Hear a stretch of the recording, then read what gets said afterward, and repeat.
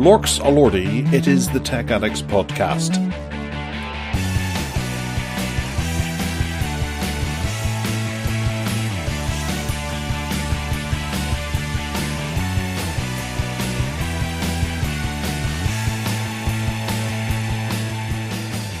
This week, would Huawei be making a comeback? The Pixel 8 Pro specs are out. Xiaomi are making a car. Logitech buy Loopdeck. Italy is getting a bullet train. And second-hand smartphones. Are they the way forward?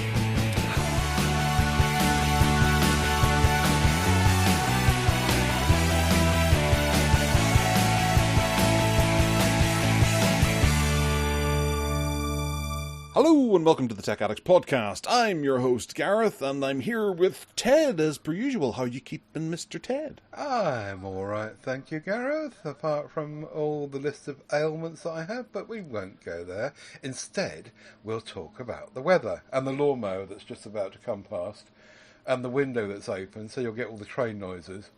The weather here... Someone's out in a lawnmower in that weather? Well, the weather is actually not pissing down with rain here like it is in other parts of the UK. It's just muggy and warm and feels like it should be raining, but it actually isn't. But apparently later in the day the air's going to clear and there will be some rain. Maybe before we finish podcasting, who knows. But I guarantee you will get the lawnmower and the trains. What's the weather like there? Well, it's chucking it down right now, and it has been since I opened my eyes this morning. It's windy, wet, cold. You'd love it. Yeah. Cold, I'd like. It's one of those days that you just think, I'm glad I don't have to go out today. I'm just going to sit in the house. I know my son wants to watch Indiana Jones and the Temple of Doom later on, so there's that. And my wife had some friends over, so there's all kinds of cakes and buns in the kitchen. It's going to be wonderful. Lovely. I'll just brew some coffee and wow. Super. Well, what a great sounds Sunday. like a lovely day you'll have all in all. Yeah, just as soon as I get this bloody podcast over. Yeah, what a pain in the arse this is. Whose idea was this? I came on here 2 years ago offering to be a stopgap till you found someone proper, and I'm still here. I know, I was thinking I was going to leave and bring someone else in to replace me, and the two of you, maybe even Belle could come in, the two of you could do Tech Addicts together. That'd be fun. Yes, and more chances for people to get sick of my voice, and Aidan's, and everyone else's. Anyway, I think it was a good move to move it to fortnightly, because then people have got 50% less chance of getting sick of our voices. No, very, very, very, very true. Although it's a 2-hour podcast, so they could spread that easily, and they might be able to endure it over the 2 weeks. Indeed. Crazy if they try to. Okay, anyway, well, yes. We've got some feedback. We did the weather, didn't we? Yeah. No, you didn't do the weather where you are. Oh, yeah. Well, no, I did. It was you'd love it. It's Apart really from the cool. rain, yeah. What colour's the blue. sky? Grey. Yeah, same as here. Right, carry on, as you were. Okay, well, hopefully it's on its way over to you anyway. So there's feedback. Ian Barton has written in about Intel quitting on its adorable, powerful, and upgradable mini NUC computers. He says it's hot news is that Ian has ordered a Geekom, Geekom, the one bargain basement one that they had up there, and he's waiting to see how loud it is and whenever it arrives. He's going to maybe use it for podcasting, etc.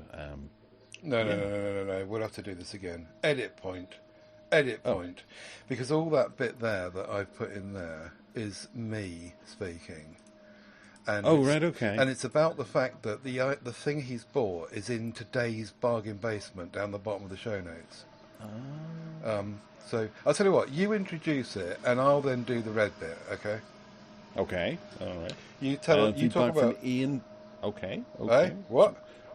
We've got some feedback from Ian Barton. Ted, take us through this. Stop making me laugh. Ian Barton has noted this article in the press, the tech press, about NUC, Intel giving up on the mini computer thingies, which he likes. He dabbles about with little computers and Raspberry Pis and NASes, and that's the point. You haven't fed back on your NAS this week, but we'll come to that. Okay. And he does all that tinkering around. So, mini NUC computers, he berated the loss of them and didn't feel as though, even though he needs one at the moment, a new one, buying one from them. So, he and I, during the week, went off and started researching these new ones, or newer ones, called Geekom.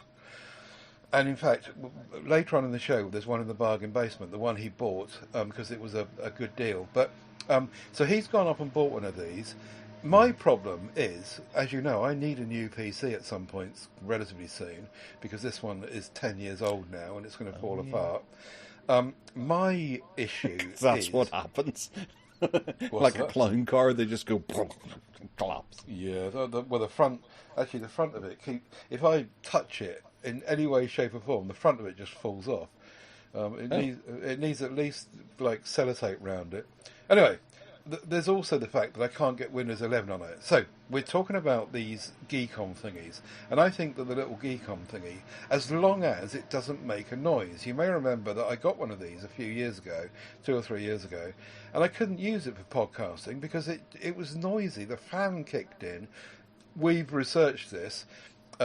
Watched some YouTube videos. He's gone off and bought one, and I'm waiting to see what he finds out about how loud it is when the fan kicks in. So if he does that, that could enter the kind of shortlist of solutions for me going forward, and replacing my 10-year-old giant mammoth of a computer. So that's what that story is about. Sorry, it was a bit confusing.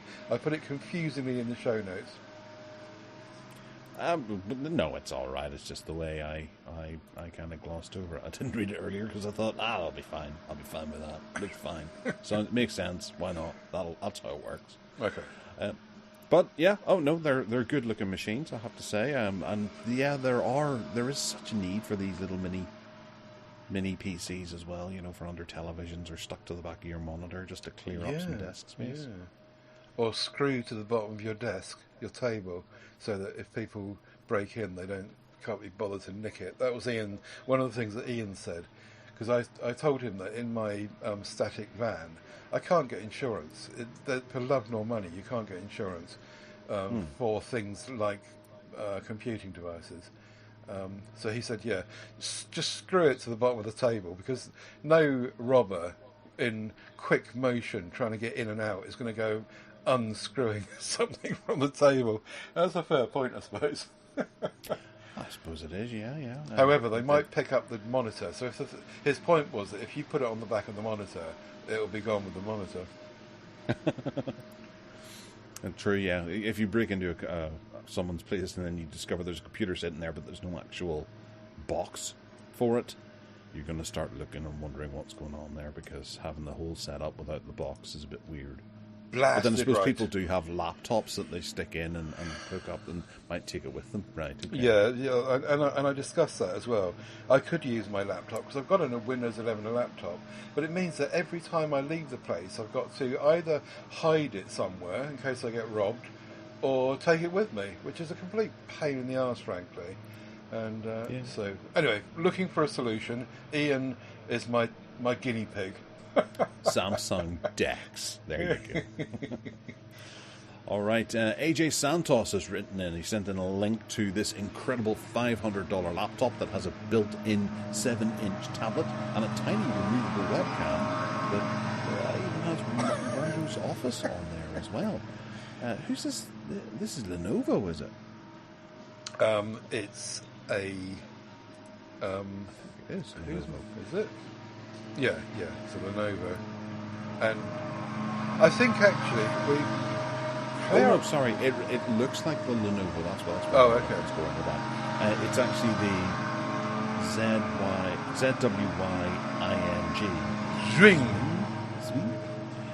ZWYING DQ156N, which is about $500, and it's somewhat similar to that Lenovo ThinkBook Plus Gen 3. The point about this one, though, is that the tablet-looking thingy, which incidentally doesn't come out, it's stuck in there, you can't remove it, is on the right-hand side. And the point they're making is, or the point that AJ Santos is making is, that in some ways that's better than having it up the top. Another link to the bargain basement later when we get there. But some of these devices have that pad across the top of the keyboard. He reckons that having it on the right, even though it makes the keyboard smaller overall, it is an option for some people, and it's really cheap. Well, look at some of the images there. What does the tablet run? It is Windows, isn't it? Yeah. Because I can see the taskbar along the bottom, and I suppose it would be the taskbar and just a weird orientation of it. With much smaller icons, so it's not like it's an Android tablet or something like that, or running some sort of weird version of Windows, but it would just be an extension of Windows 11. It runs Windows 11 Pro, yeah. Oh, you mean we are coming to that later on? You mean on the actual tablet bit, not on the main screen? Yeah. Oh, okay, right, yeah. So yes, it must just it must be possible to echo the screen on the tablet bit. Yeah, I see what you mean. Yeah. But tapping the screen with your finger, because it would be a touch screen, might be quite difficult as well to get things going. Are you still there? Yeah. I'm just trying to work out what you mean. Because it's a touchscreen, actually pressing the icons and things, that'll be really small. Actually, I think, I see what you mean. Absolutely, you could use your mouse though. Presumably, the mouse goes across from screen to screen. Actually, thinking about that, it would be better on the left, wouldn't it? Because that picture you can see there is obviously a right-handed person using the mouse on the right, and if it was on the left, then if the screen was on the left, then you could use your left hand for the screen and the right hand for the mouse, and you wouldn't have to kind of move your hand off the mouse to use the screen. See what I mean? Oh, yeah, I suppose, yeah. Nice. Well, big it'd be great for trackpad. lefties then. Yeah, absolutely, it would. And maybe that's a left-hand version of the device, and they're making both. I do like the trackpad, though. That's huge, isn't it? Massive, yeah. I had a look at to see what else the company sells, and they do a few other laptops, but I can't actually see this one for sale. No. Outside of that Tech Radar. No. To be fair to AJ Santos, he did post this a while ago during Prime Day, and I think the offer's gone away now. But Gotcha. it's still an interesting device. All right. Okay, well, moving swiftly on, I've got nothing really to report of the NAS other than I stuck in 16 gigabytes of RAM into it. I went to Crucial and I bought their RAM, and I've put that in conjunction with the 4 gigabytes that comes with it, so I now have 20 gigabytes of RAM. And I only did that yesterday morning, and I'm just gradually doing more. I've done Cloud Sync as well, which I'm quite excited about. I'm currently downloading all of Google Drive. I can't get it to work with pCloud, and I can't get it to work with one of the other ones I had, but Box works as well. So I went and grabbed all the stuff I had in Box, which is maybe about 10 years old. I'm going to do Dropbox as well and see what's up there, because I don't really log into these sites and I haven't used them in a long time. So I just imagine the stuff that's up there. There was one, what was a High Drive, HI Drive. That was Honor, wasn't it? Or was it Huawei? High Drive. Oh yeah, that rings a bell. I think they had one as well, so I can do it too if I can remember my login details. So I'm kind of having fun with the Cloud Sync side of stuff, and then you can just drag stuff between the two and be able to shove things from the NAS straight up to Google Drive as you need to. And also, if anything happens to Google Drive, like I get hacked and stuff like that, then I've got a backup copy of everything on the NAS, and it's only 2 terabytes worth, so that's grand. But that's the only thing I've really done with it this week, because it's been a busy week for me elsewhere. I see. So, did you buy anything on Prime Day, Mr. Dead? I did not, and I'm very ashamed to admit it. I just got a message from Steve live on the show here that I'd forgotten to post the PSE show last night. He's quite right. I completely forgot, and so he's going off to do it.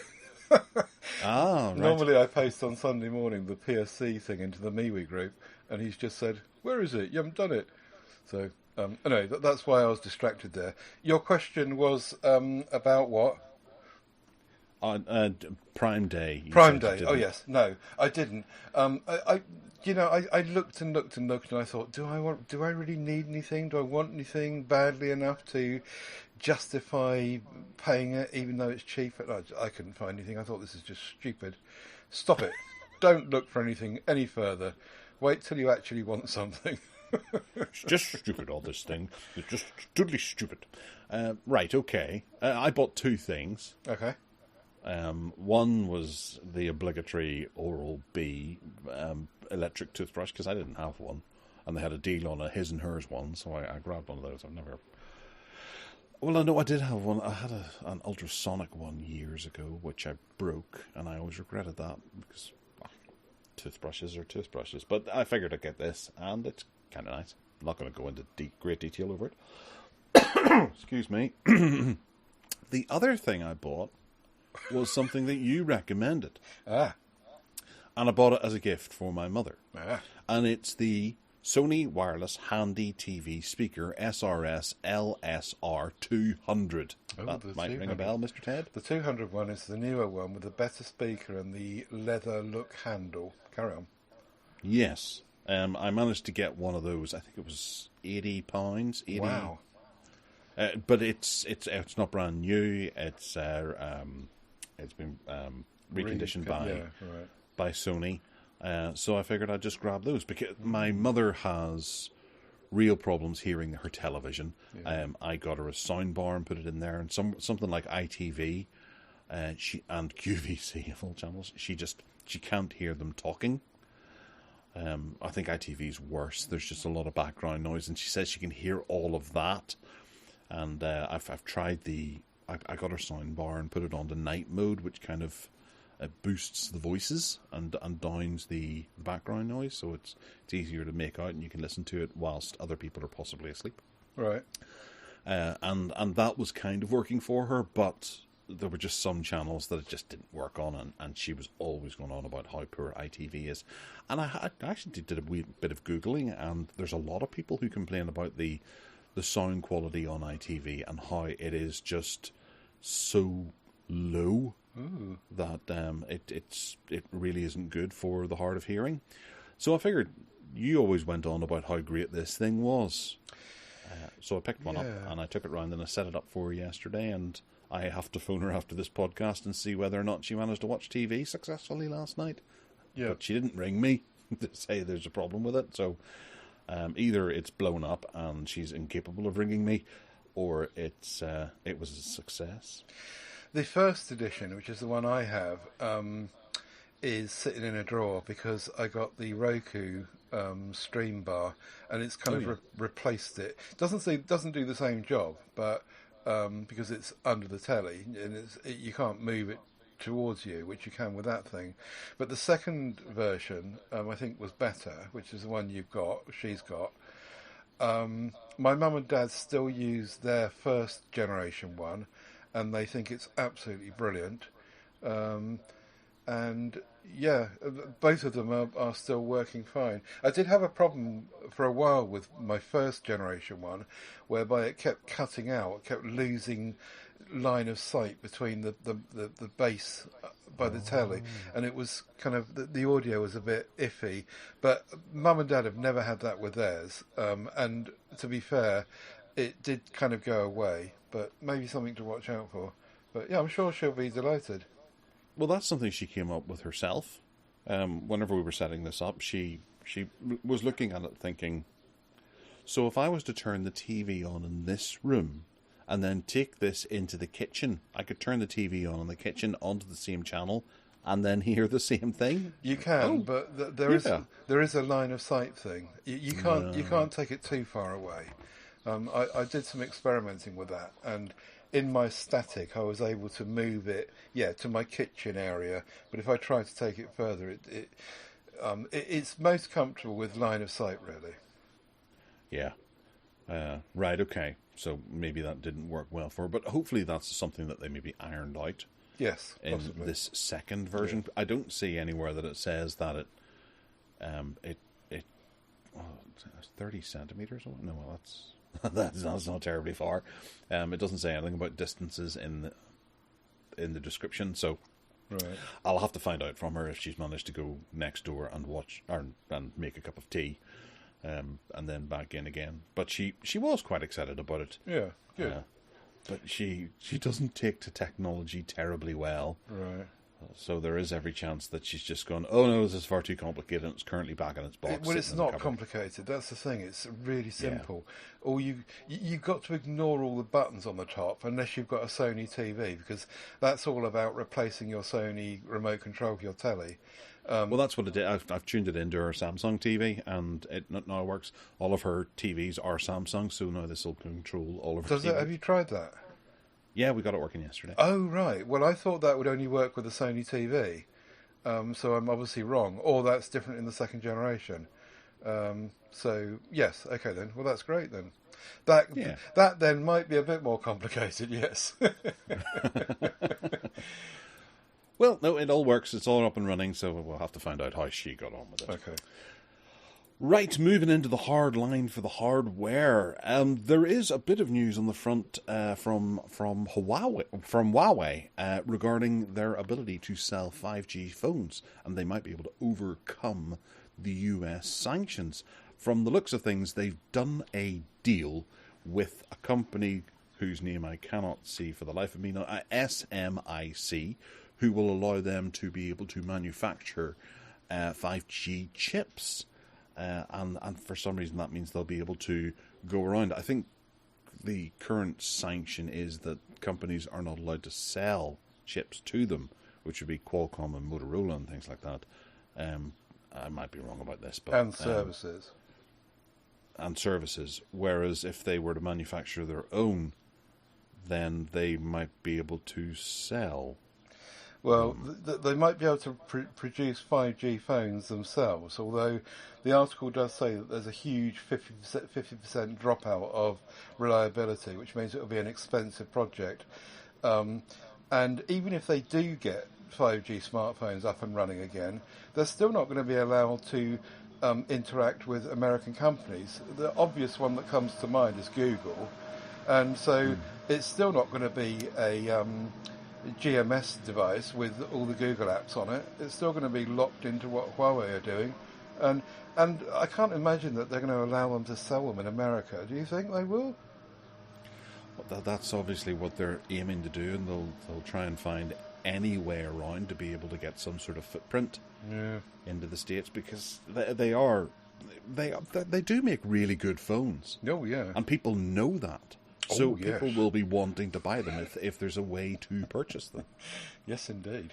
We were talking yesterday about the P30 Pro, which has just been updated 4.5 years later to the July security update.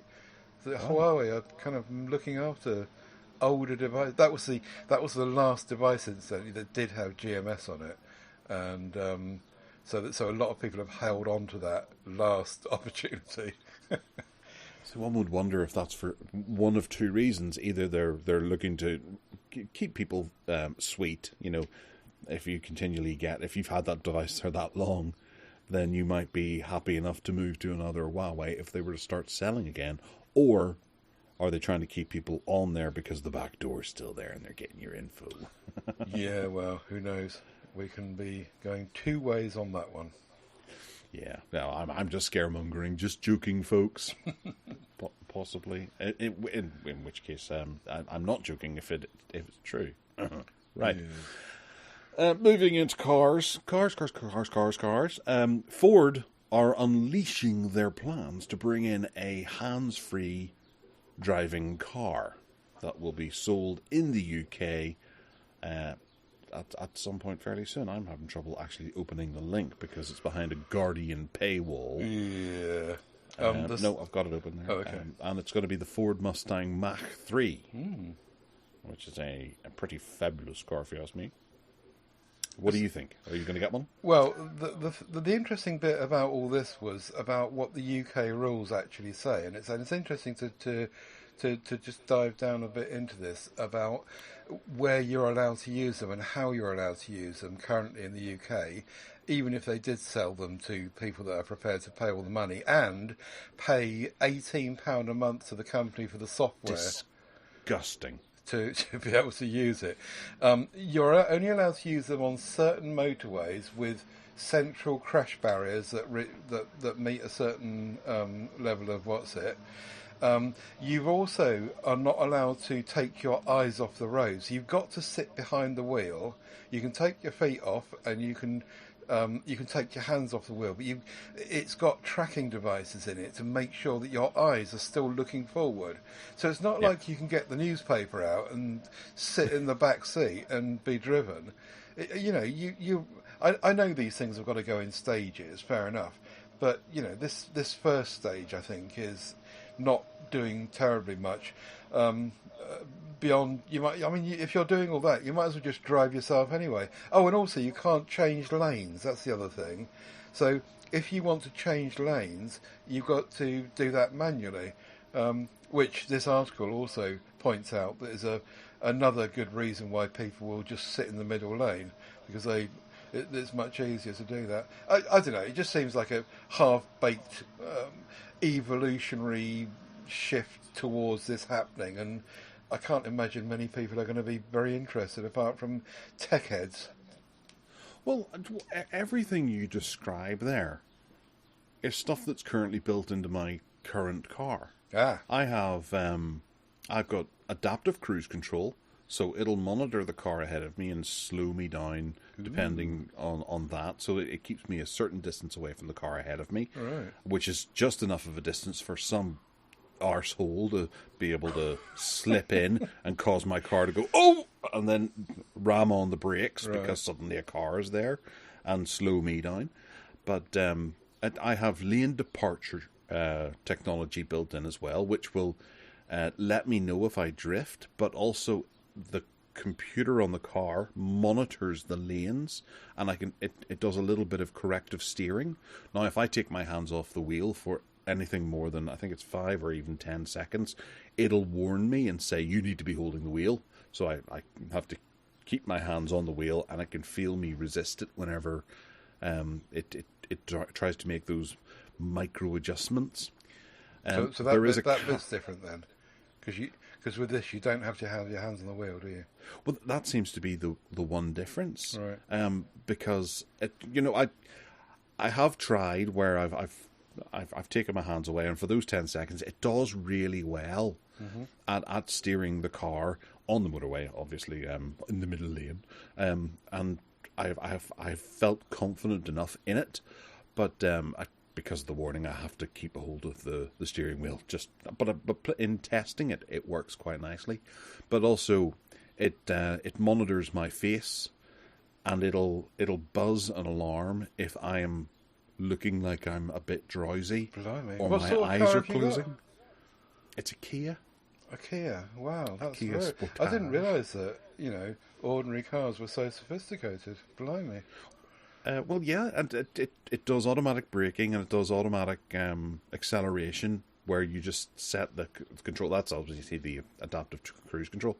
But it does all of these things, which really assist on the motorway commute that I do quite heavily. Right. But I will say that there are big flaws, and there's one particular stretch of road on my commute into work where there's I suppose it's not motorway, but there's a climbing lane for people to overtake lorries and things like that as they go up a hill, and then on the left side it actually turns into 3 lanes because there's a slip road for lorries to pull in and go to a big yard.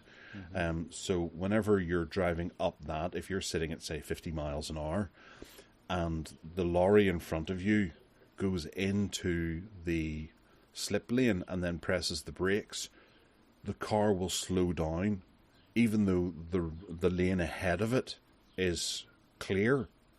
It'll still slow down because for some reason it doesn't get that transition, and I have to hit the accelerator or else it'll suddenly start to brake, which is a real pain. But everything you're describing there is almost what's in my car. Yeah. But then people are having to pay £18 a month to be able to use it, and it restricts certain things in a way where you can't use it to change lanes. Well, I suppose I can't use mine to change lanes. No. But I don't.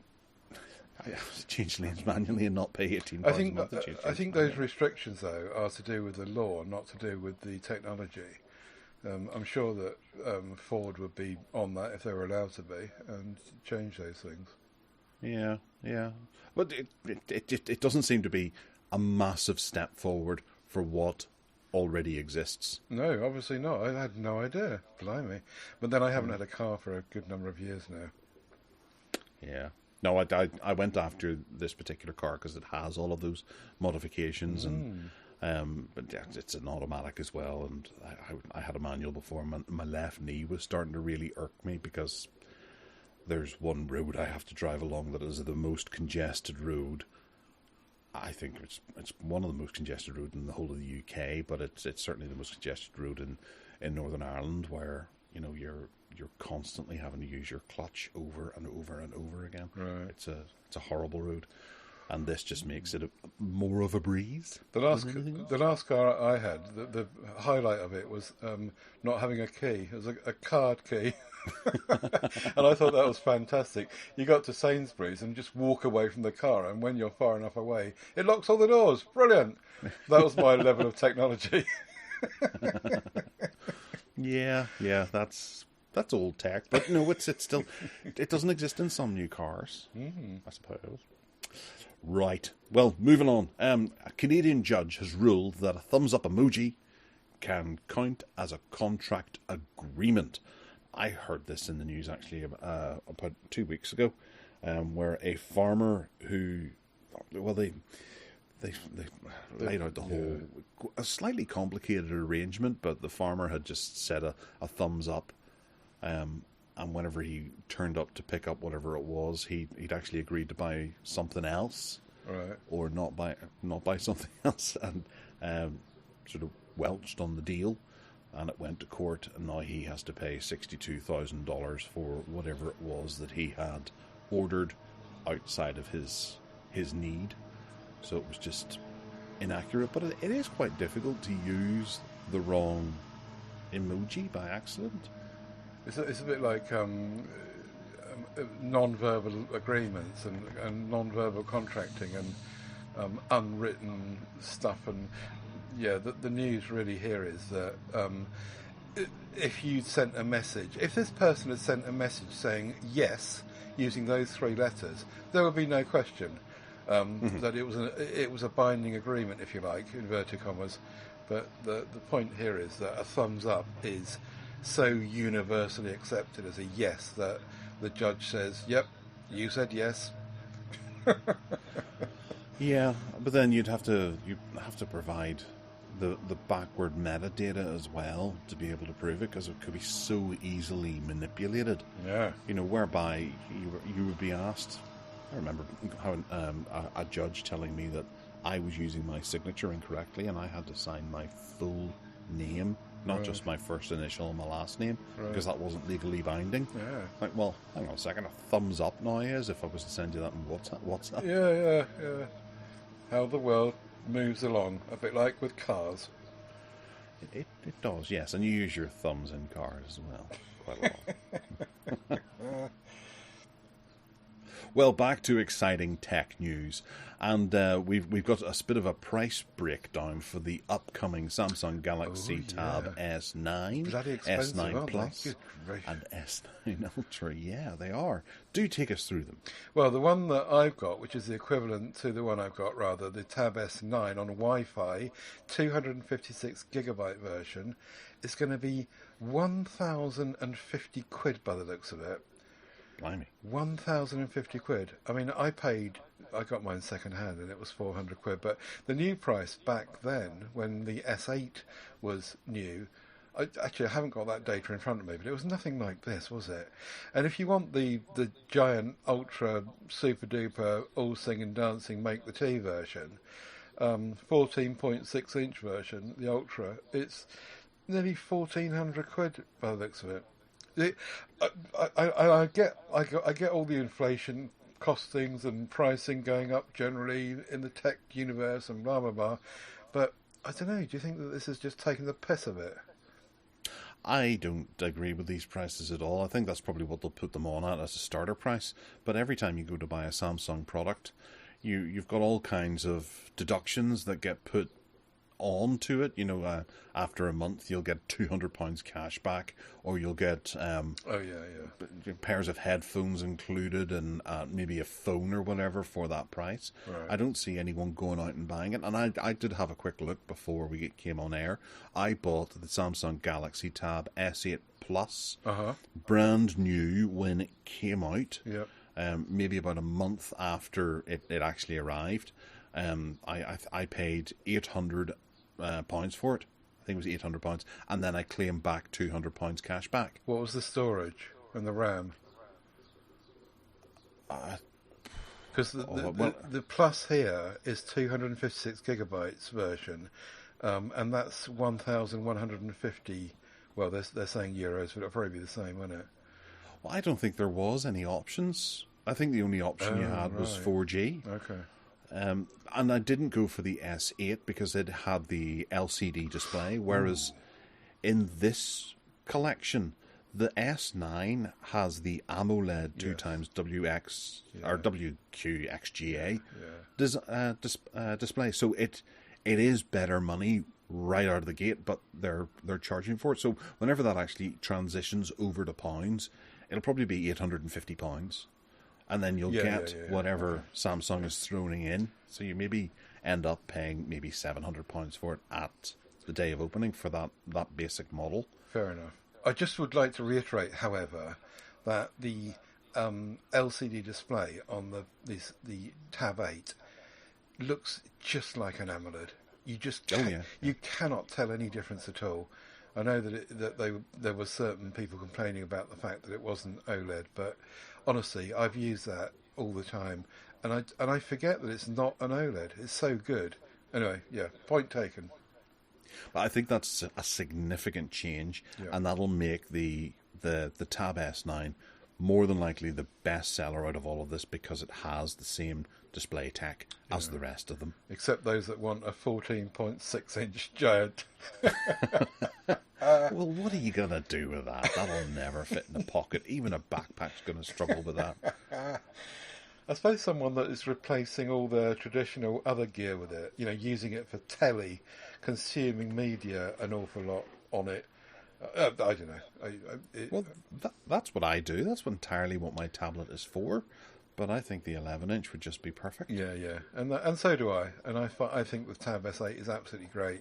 And they're also applying the same principle as they do in terms of ongoing support with these tablets as they do with the phones now, which means you get 4 OS updates and 5 years of security. So that's really encouraging for anyone wanting to get into the Samsung world. Yeah. No, I'm quite impressed with these. I will actually seriously look at the S9 with 12 gigabytes of RAM when it comes out. I'm very tempted to. I like my Lenovo, but it just feels like it doesn't quite cover everything I want to do with a tablet. Even though I got rid of my S8 thinking I'm not doing everything that I could do with this tablet, I'm going to get a tablet that covers all of my needs, and I feel I've taken a step backward, and I'm having to rely more so on my Chromebook to be able to do stuff that the tablet could do. So I've got 2 devices where I only need one. Yeah. Not that I get rid of the Chromebook at the end of the day either. No. Well, we're all surrounded with so many different ways of doing stuff, aren't we? Yeah. It's nice to have a choice, I suppose. Yeah. All right. Good news for anyone who's looking to buy a smartphone, because second-hand phones are the way to go. And this is going to bring us back onto cars as well, because I believe it's the same thing for cars, where the second-hand market is just shooting through the roof. Oh, right. People don't really want to get involved in, longer contracts with higher HP percentages, because the interest that's paid over the course of it is working out an awful lot more in the current climate that we're in at the moment. So jumping on to eBay or going down to CEX or somewhere like that and buying a second-hand phone that is in pretty good condition, because people do tend to keep their phones in good condition, primarily so that they can sell them on at the end of it and get a decent amount of money. So there's an awful lot of good deals out there for second-hand mobiles. What do you think you would ever buy one, or?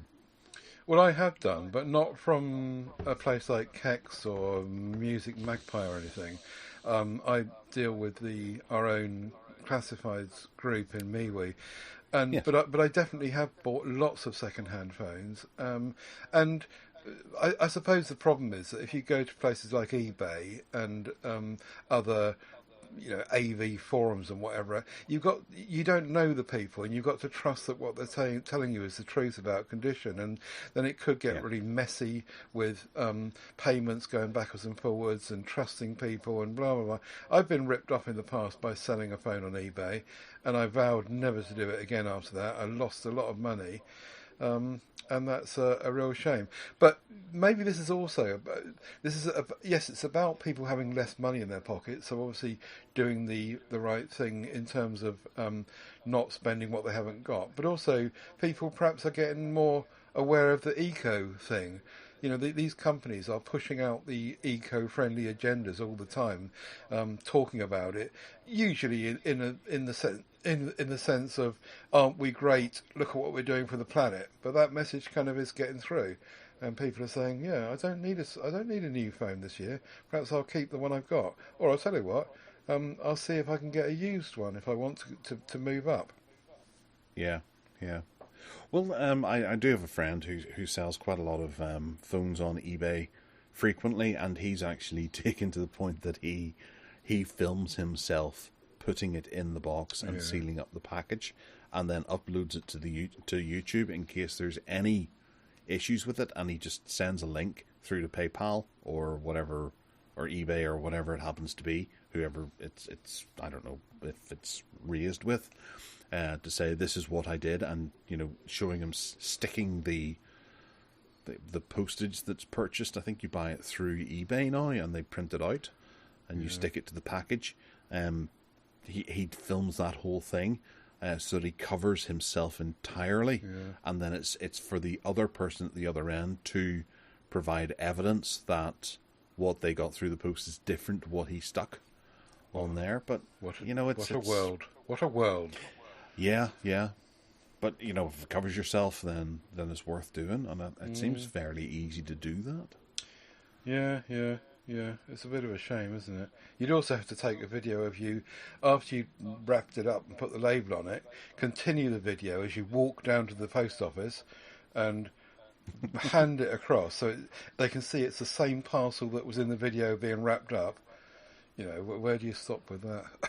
or as you pointed out in Whatever Works last week, getting the postman to come to you. Yes, you can do that, but then you've got to prove that you have handed the same thing to. I don't know. You can go down a right old rabbit hole with that, can't you? But the bottom line is that buying and selling second hand is just always going to be. That's an area where people are going to be looking to outwit each other and con each other, and because that's what's always happened. At least if you go to somewhere like Kex or Sex, as I think they call it, you're dealing with a firm, and it's a bit different. Yeah. And neither of those two titles for that shop work here in Northern Ireland, because obviously Sex, we all know what that means, aside from you, Ted. But Kex as well is slang for underpants here. So the Kex shop is the underpants shop. We used to have that in Durham as well. Now you mention it. Good news. Okay, well, you're going to get all excited over a 6-inch e-reader, aren't you? Not particularly, because I've got an e-reader that runs Android like this one does. But the news here is that it's the size of a phone. It's a 6-inch, what looks like completely like the rear end of a Yota phone, but it's just on the front, and for all intents and purposes, even though it's not got cellular connectivity, it's phone sized, and it runs all the GMS, all the Google services on board, and it just looks fascinating to me. It's just a shame that it's not a phone as well. I do understand the frustrations of trying to use Android apps with an e-ink screen. I've got a Books device here, a Kindle-sized reader that runs all the GMS services, and I can do whatever I want on there that I can do with any other Android device. And yes, it works, but it's clunkily slow and horrible. What they need to do with this is, first of all, make it into a phone as well, please, Books, but also to move the technology forward with e-ink so that it actually is a viable alternative to using Android applications as well. But it's a nice little device. And can you imagine not having to charge your phone for like 2 or 3 weeks at a time? Because that's what we're talking about here. Although they argue that if you introduce cellular connectivity to it, that won't be the same. But I could live with that. I don't need a glorious colour screen on my phone. I would trade it in for 2 weeks of battery, wouldn't you? Well, yeah. And I suppose you could sort of just turn on Wi-Fi and have that on and have it syncing with, well, a different type of phone or a small modem in your pocket. Yeah, to get all your notifications. Yeah, you could do that. Yeah. Wi-Fi hotspot. There are ways around these things. But you can't make phone calls because it doesn't have a cellular chip in it. But as I keep finding, people tend to use WhatsApp for phone calls more so than actually using their bloody phone. And Telegram. And Signal and other things are available. Meet, for example. Yes, exactly. Well, would Meet work on this? Yeah, Meet will work. Any Android application will work on it. No problem at all. But yeah, it's just not a phone, and so you can't get text messages. But as you say, there are so many other solutions out there for someone that is hell bent on doing this. We've got someone in the group, Tim Evans, who's really into this stuff, and he talks about it when he comes on to PSC. Sometimes he talks about where he's at with these kinds of devices, and it's really interesting to talk to him. He's quite enthusiastic. Right. Okay. Well, one thing that I'm enthusiastic about is fast trains. Buzzing across the continent, and there is a new train that is coming along that is going to do the journey from Rome to Milan in 3 hours and 15 minutes, which is so much cleaner than the flight that takes 1 hour and 10 minutes. But then I suppose you don't have the whole have to be at the airport an hour before take off and get your baggage out of the key, or the what do you call it, the turny roundy thing. And, conveyor belts. Yeah, get through security and not have this and not have that. A tube of toothpaste. Oh, you're going in the brig there. Not the plane is a brig, but you know what I mean. What do you think? Are you excited about the idea of this? Can you imagine British Rail doing something like this? 250 miles an hour. That means you could get from London to, say, Edinburgh in 250 miles for about an hour and a half. Anyway, apparently they're not allowed to use it to its 250 mile an hour capacity. They're locked on 186 miles an hour because the track that it runs on is not, up to those kind of speeds. Right, unlike what they've done in Japan, which is to like rip up the whole network and put their own new tracks down, so they can do all these mad speeds. But yeah, according to this article, it takes your carbon footprint on the planet, if you take this journey instead of going on a plane, is 20 times less impactful. And you're right. I think the whole faff about going on a plane is all the things you just described. Getting to the airport, queuing up, fighting with car parking, blah, blah, blah, blah, blah. And then you've got to wait in departure lounges and boarding and blah, blah, blah, blah, blah. And then at the other end, the carousel, that's the word. Wait for your bag to come round and blah, blah, blah, do the same thing the other end, by which time you could have been on this train and you'd be, with your family 2 hours earlier probably. Well, I suppose that this kind of method of transport is not without its weights at either end. It's not like there's one that goes out of Belfast down to Dublin. It's called the Enterprise. It's it's woefully depressing, actually, whenever you get onto it. But it's one big, noisy, horrible train, and you have to stand and queue for it in the train station. They don't let you just sort of saunter on. If the train's leaving in 45 minutes and you turn up early, you have to stand in a queue at Belfast train station, waiting on it being ready, and then they'll let you on about 5 minutes before it leaves, and then there's a scramble for the uncomfortable, well-worn seats because they don't give you particular seating arrangements. Aggressive Irish males fighting each other. And then you flip a tenner at the conductor to say it's first class full on this trip, and they're like, well, I'll take the tenner, but no, it's you're not getting up there. Sorry, mate. Sit down here with your potato, cheese, and onion. It's crap. Right. It's the one sort of big train that we have that's supposed to be super luxury and connects two international cities together. Awful stuff. Yeah. Awful. Well, hopefully the Italians have done it better. I guarantee you the Japanese have done it better.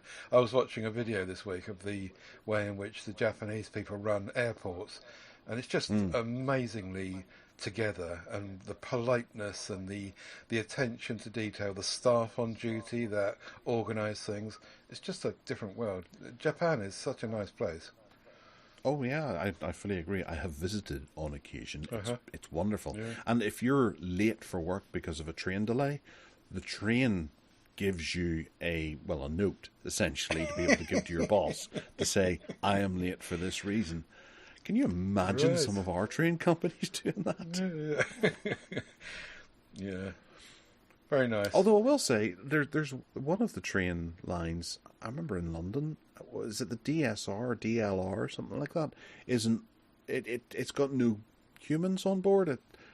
Not as in passengers, but it's got no driver and no conductor. Oh, right. I think I vaguely remember someone saying to me, because I took it once and went, no one's asked me for a ticket. And then someone said, oh yeah, I think it was actually Jay Garrett who used to do the podcast with us. I think he said that it was the new train that has no driver. Right. Oh, I didn't know. No. Well, certainly quite a more logic in that than with cars we were talking about earlier. At least the train's on a track, isn't it? They are, yes. Yeah. They don't tend to have to swap lane at any point. I used to be a tube train driver in London for a year. That's right. A driver, a guard, and what have you. And looking at that experience, I could see completely how that could run with no people on it, particularly with the technology we have now. I mean, for me, it was in the 1980s, and it was very different. But from my experience, I could say, I take me and the guard or me and the driver out of that equation, and there's no reason on earth why it couldn't be automatic. That's interesting that you say that. I'm sure Mick Lynch wouldn't like to hear you say that, but there's people whose jobs rely on Of course, and mine used to as well. And I wouldn't have been too happy at the time if I had lost mine. Yes. But whilst you were talking there, you said me a couple of times, and that gives us a nice little link to the next story. Blimey, that's a bit... It's a bit of a stretch, obscure. But it still works, because Xiaomi, the people who make the Mi branded phones, are putting together an EV car. Not that we should have had this with the other car that we were talking about earlier on, because that would have required us to think ahead and be prepared for this kind of thing. Something that I know the listeners get a bit of a kick out of how disorganised and stupid I am. Xiaomi are putting together an EV known as the MS11, which appears to be equipped with a 101 kilowatt per hour lithium-ion battery that's rated at 726.7 volts and 139 amp hours. It weighs a particular weight and it drives along the road. Ted, what else can you tell us about this? I think the news here is that, well, firstly, that Xiaomi are making yet another category of device, which is just amazing, watching what Xiaomi do and what they get involved in and what they produce, from phones to screwdrivers to now cars. It'll be battleships next. They're after Samsung's cornering the market on all sorts of stuff. Anyway, I think the news here was about the battery particularly, and the range of this car, which they haven't yet confirmed, is likely to be up to 350 miles. Which, I mean, I'm not a car driver, but they're talking about that range as something new and different. In your experience, is that new and impressive and different? Well, it is certainly new. Right. So what's the thing at the moment? If you went and bought an EV car at the moment, what range would you expect it to be? Like 250 or something? I think they're generally about 300. I was looking at the EV6 when I was picking up my Kia, and it's got a 697 volt lithium ion battery in there, and that was, well, depends on how you drive it, I suppose, but that was good for up to like 320 odd miles. Oh, right. I think. Not far off this then. Yeah, I'm a bit rusty on that, but it all depends, because electric cars tend to have a lot of gadgets in them as well, and they've got rechargeable things as well, so regenerative braking, so they can add more back into it. So it's very difficult for them to actually come up with a figure. And if you're driving it in the winter as opposed to the summer, you get different ranges and things. You want your heating on? Yes. Oh dear. But yeah, I think the main thing that people are most excited about is actually the recharge speeds and being able to draw the electricity and have it up to 100% within a specific amount of time, and that's what most people are looking at. Right. But with this one, I think the most attractive thing is actually the price so far, which is sitting at $43,000. And that's probably for maybe the base model or the starting price of around that, which is quite low. And I think that kind of comes in around that MG, was it the ZF, which is the cheapest, well, not the cheapest, but one of the best value EV cars, debatably best value EV cars on the road. But I don't know that too many people speak particularly highly of it because it is the cheaper version. But the EV6 was working out to be, I think it was about £60,000 for a decently spec'd one. And then you have extras that have to come in there as well, where you've got the luxury car tax, which becomes payable on anything that's over 40 grand. So this is the equivalent today is £33,500 dollar for pounds. But that's for the starter model. Yeah, but this is typical of Xiaomi, isn't it? Because that's what they do. They make stuff apparently at almost a loss just to get it out there, and very often their stuff is cheap. Yeah, but you could quite easily end up going over the 40 grand by the time. Does that include VAT? If they stick VAT on top of that, then you're going to shove on that's you going into the luxury car branch. Right. So you're going to end up having to pay that extra bit of tax again as well. Okay. Where you're trying to save the world, but you end up having to pay through the nose for it. Anyway, we'll move back to something a wee bit more positive and techie related, because cars, they're debatable. They're fun, but they're debatable. Logitech has acquired the streaming controller maker Loopdeck, which is a big change, because up until now there were two streaming controllers that you could get, the Elgato or the Loopdeck, and now they're under the one umbrella of Logitech. we will probably end up seeing all of Loopdeck's unique features being featured in a new Elgato Stream Deck coming out fairly later this year, I'd imagine. Ted, what are your thoughts on this? You're a big Stream Deck fan. My thoughts of this are this is really good because I'll tell you the primary reason is because the Loop Deck has never appeared in Bargain Basement because it's never ever on sale at anything under the complete RRP. You've never and Logitech, that's what they're going to do with it. They're going to cut price. We know they do that. They have sales all the time. They cut prices. They're much more economically viable and in a position than what originally was a Kickstarter startup, the little Loop Deck company. And hopefully they've made an absolute fortune out of this sale. And so all of the people that have been believing in their company have done really well out of it. But yeah, I haven't got a Loop Deck myself. I've got a Stream Deck. But I've always eyed these up. And if they start cutting the prices on these, I might have to think again. It might be a bit late for me, actually.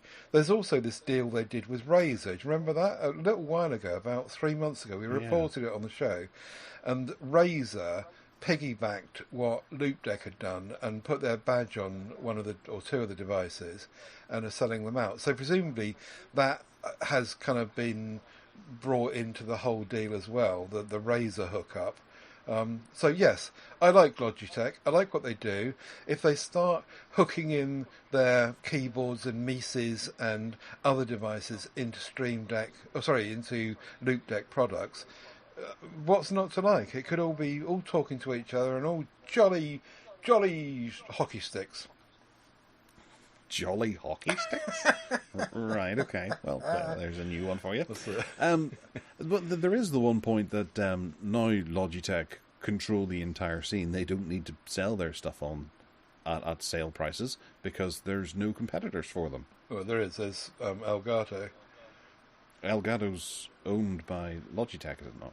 No. Oh wait, hang on a second. No. Yeah, you're right. Yeah. I forgot. There's two things going on here. Loop Deck, which is now under the umbrella of Logitech, and Elgato. And Elgato are doing really, really well, and they certainly are a big competitor. These are the two players, really. Right. Yeah. Yes. I forgot my brandings there. I was thinking Logitech already owned Elgato. Apologies, folks. They'd like I'm to. An idiot. Well, yes. Hopefully, this will then breathe fresh life into it because I was all prepared for this. Shouldn't be allowed. This is the Monopolies and Mergers Committee. You should be stepping in on this. Oh, right. But no, that's okay. Elgato and Logitech can go at it, and I've got a funny feeling that Logitech will actually win. Elgato will probably suffer quite a bit here. They'll have to do something rash. I think the Elgato's got a huge fan base though. If you start looking in the communities and the forums online, there's a humongous amount of people that just are in love with the company and everything it does. Loads of geeks and nerds and people that write applications and procedures and all sorts of stuff for the whole. Yes, but that's where people have already bought it. I don't think they have to do something quite extreme to get people to repurchase the hardware that's already out there. Yeah, I'm looking at this Stream Deck that I have and going, well, I still have a number of buttons that I'm not using. I have no desire to actually upgrade to another one because this is fine. Okay, yeah, fair enough. And most gamers and Twitchers will probably already have their setup already, built into this, and Elgato will have to come along with something. Well, you could say that about anything, couldn't you? You could say that I'm not going to buy any more PC speakers because the ones I've got are perfectly good, thank you. But eventually you update and move along and get new ones, and things break. Things do break, yes. So. Okay, all right. Yes, there's fires and there's floods and there's all sorts of things. I love my PC speakers, and I never plan to update them. Fair enough. Or my keyboard, even though it probably will go after a while. You mean your Logitech keyboard? I do, yeah. Very topical. It is now that we finished talking about it, because we're moving into Google. because the Pixel 8 Pro full specs have allegedly been revealed in a large leak by Yogesh Brar. Not Yogi Bear, but Yogesh Brar. Whoever that is. Do you know who he is? He's a famous leakster. Oh, right, okay. I haven't heard of him before. I do apologise. At least I think he Anyway. is. Actually, I don't know that. Yeah, he is. He's a prolific Twitter tipster. There you go. Fair enough. Okay, well, I'll maybe follow him there. There you go, Yogesh. Sorry for not knowing who you are. And the Pixel Pro 8 is likely to arrive with the Tensor G3, a 6.7-inch QHD Plus LTPO OLED 120Hz screen. There's two variants, the 128 and 256 gigabyte version, and then a bunch of camera specs and a 4,950 amp hour battery. 27 watt wire charging, so they're not really pushing super fast charging, just reasonably fast charging. And also, there's no mention of Qi charging, which I can't believe that is not going to be the case. The 12 gigabytes of RAM, I think, I'm hoping, we spoke on the show a while back about the fact that there's a sniff of Google moving forward with the hub thing and getting a Windows desktop client going, like Dex and Ready 4. And I'm hoping that the hike in RAM, if it's 12 RAM across all the devices, will move that forward. It's also notable that the 64 megapixel camera that made it to the 7A, 7A, has not made it here. If Yogesh is right here, it's still that 50 megapixel one. Sorry, the ultra wide's a 64. I do apologise. I didn't pick that up, but there's no mention of any super zoom telephoto going on here. But yeah, well, that 48 megapixels a telephoto. Yeah, but we're not. It doesn't say how many, what the zoom range will be, whether it's a periscope or if it's 10 times or 5 times. Maybe they'll go. It'd probably be 6, like the Pixel Fold. Well, they might. Well, yeah, it could be. That's quite right. But they might be going after Samsung this year with a 10 times optical zoom. Who knows? The other thing that I wanted to mention here, which is significant in my eyes, significantly significant, if there's such a phrase as allowed, is the ultrasonic fingerprint scanner, which I've been banging on about for years, right since I first had one on the Galaxy S10, and I just declared it as soon as I used it as so much better than anything else, apart from possibly, arguably, a capacitive physical one. But it knocks spots off of the optical ones, and I know that there's people disagree with my view on that, but in my view, every Samsung device I've had that's got an ultrasonic, it's just outperformed every single time I've tried an optical one anywhere else. So I'm very pleased that Google have decided to put an ultrasonic in there, because I think it'll be much, much better, but that's a personal view. Okay, all right. Well, it's a good start, if anything, for the basis of a conversation. Oh, it's raining. Hey, you're finally getting our little rainstorm. Yeah, it's come across from you to me. Well, we've had it since since I woke up actually this morning at about 7 o'clock, and it's still going on. So I guess that's the rest of your day. Yes, another 7 hours. Yeah, you'd be upset about that, I'm sure. No. Well, yes, we do have a lot to discuss whenever it comes to Pixel specifications going forward, and what everybody wants and wishes, and for everyone to be annoyed whenever it comes along and it's missing their choice bits and pieces. Mm-hmm. So we'll see going forward as to what happens there. Okay, the next one is I saw this on a tweet, and it took me a while to actually track down a website that featured the device. This is called the Dream Generator, and it's a little AI camera that you can take a picture of your loved one and then have them become something of an overall filter. If you were to take a picture of Ted sitting at his desk, you could turn him into a pretty princess sitting at a table, surrounded by flowers and with long hair and all that kind of thing. And it just seems like an interesting use of AI, where you can have up to 30 smart filters built into the little camera, and then whenever you take a picture of someone, you can just fidgy-widgy around with it and then use that.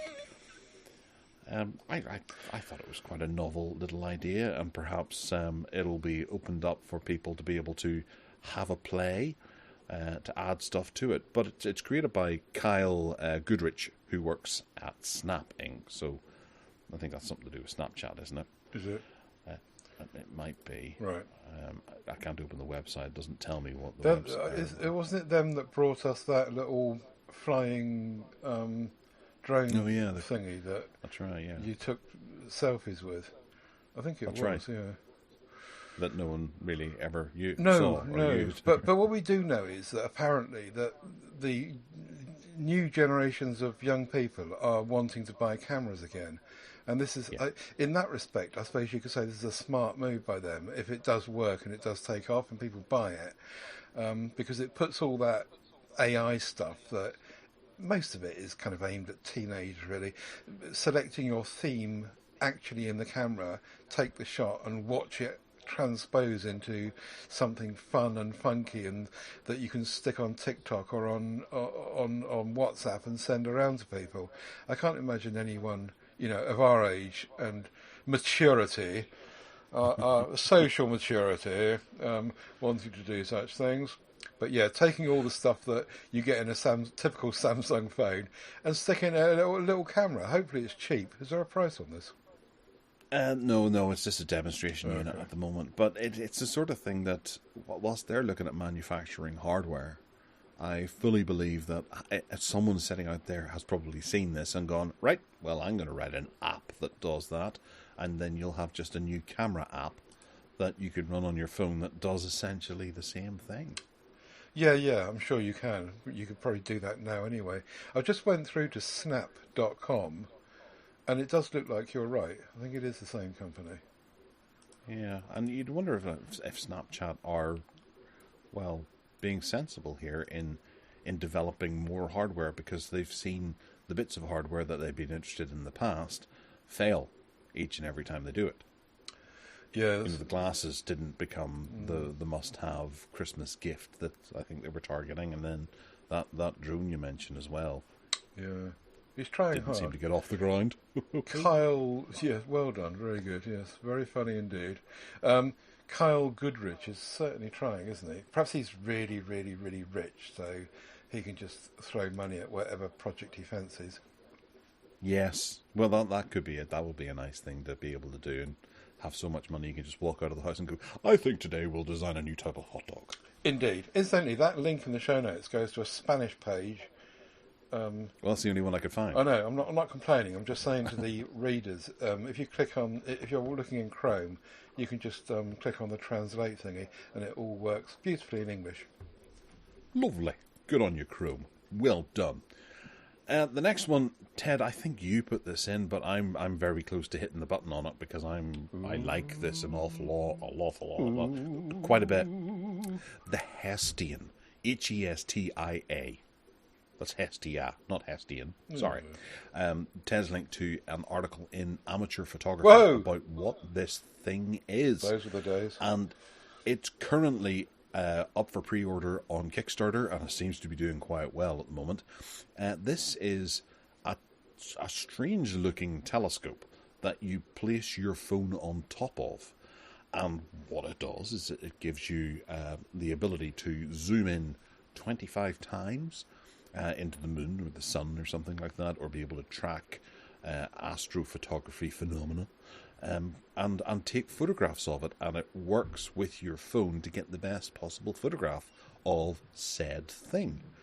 And they're kind of campaigning this ahead of the big solar eclipse that's happening in North America next year, and then I think there's one over Europe in 2026, to try and get these sorts of things out and amongst the people before then. And at $150, it actually looks like a pretty impressive piece of kit for the money. Ted, did you have a chance to have a look at the videos of this? I did, and it does look very interesting. You're absolutely right. By some clever magnet kind of arrangement, it works with pretty much any phone you want to put on top of the top plate on it, and it finds for itself where your camera is and homes in on it and makes sure that the stuff goes and matches up with the application that comes with the device. It's surprisingly cheap. What I would like to see though going forward from this company is some more optical options. You know, like at the moment it's got this one 30mm lens, which you seem to say it was 25 times zoom. I didn't see that anywhere. But anyway, 25 times zoom, that's great, but you could easily, if you had interchangeable lenses or some way of just adding something else to it, expand the system. That's what I'd like to see. And then you could put a 60mm lens on it and you'd be able to do 50 times zoom. Yeah, but it's a great idea, you're absolutely right. But you're hesitating. I am, because of what you just said. Right. I've got a funny feeling that this is going to take off because I think they've already hit their mark. I'm having a quick glance at it. They pledged for £7,000 or £7,000 and got £700,000. Wow. And they've got 3,000 backers, and they've still got 25 days to go in the Kickstarter campaign. I think they're selling out of some of their bundles. But they sell it with the tripod or without the tripod, and it does work out to be about £147 for the basic version of it.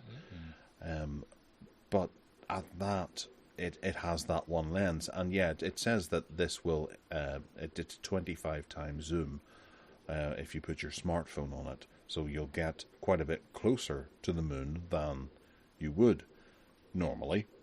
With a 5 times zoom. I wonder what happens if you put an S23 Ultra on it with a 10 times zoom already on the camera.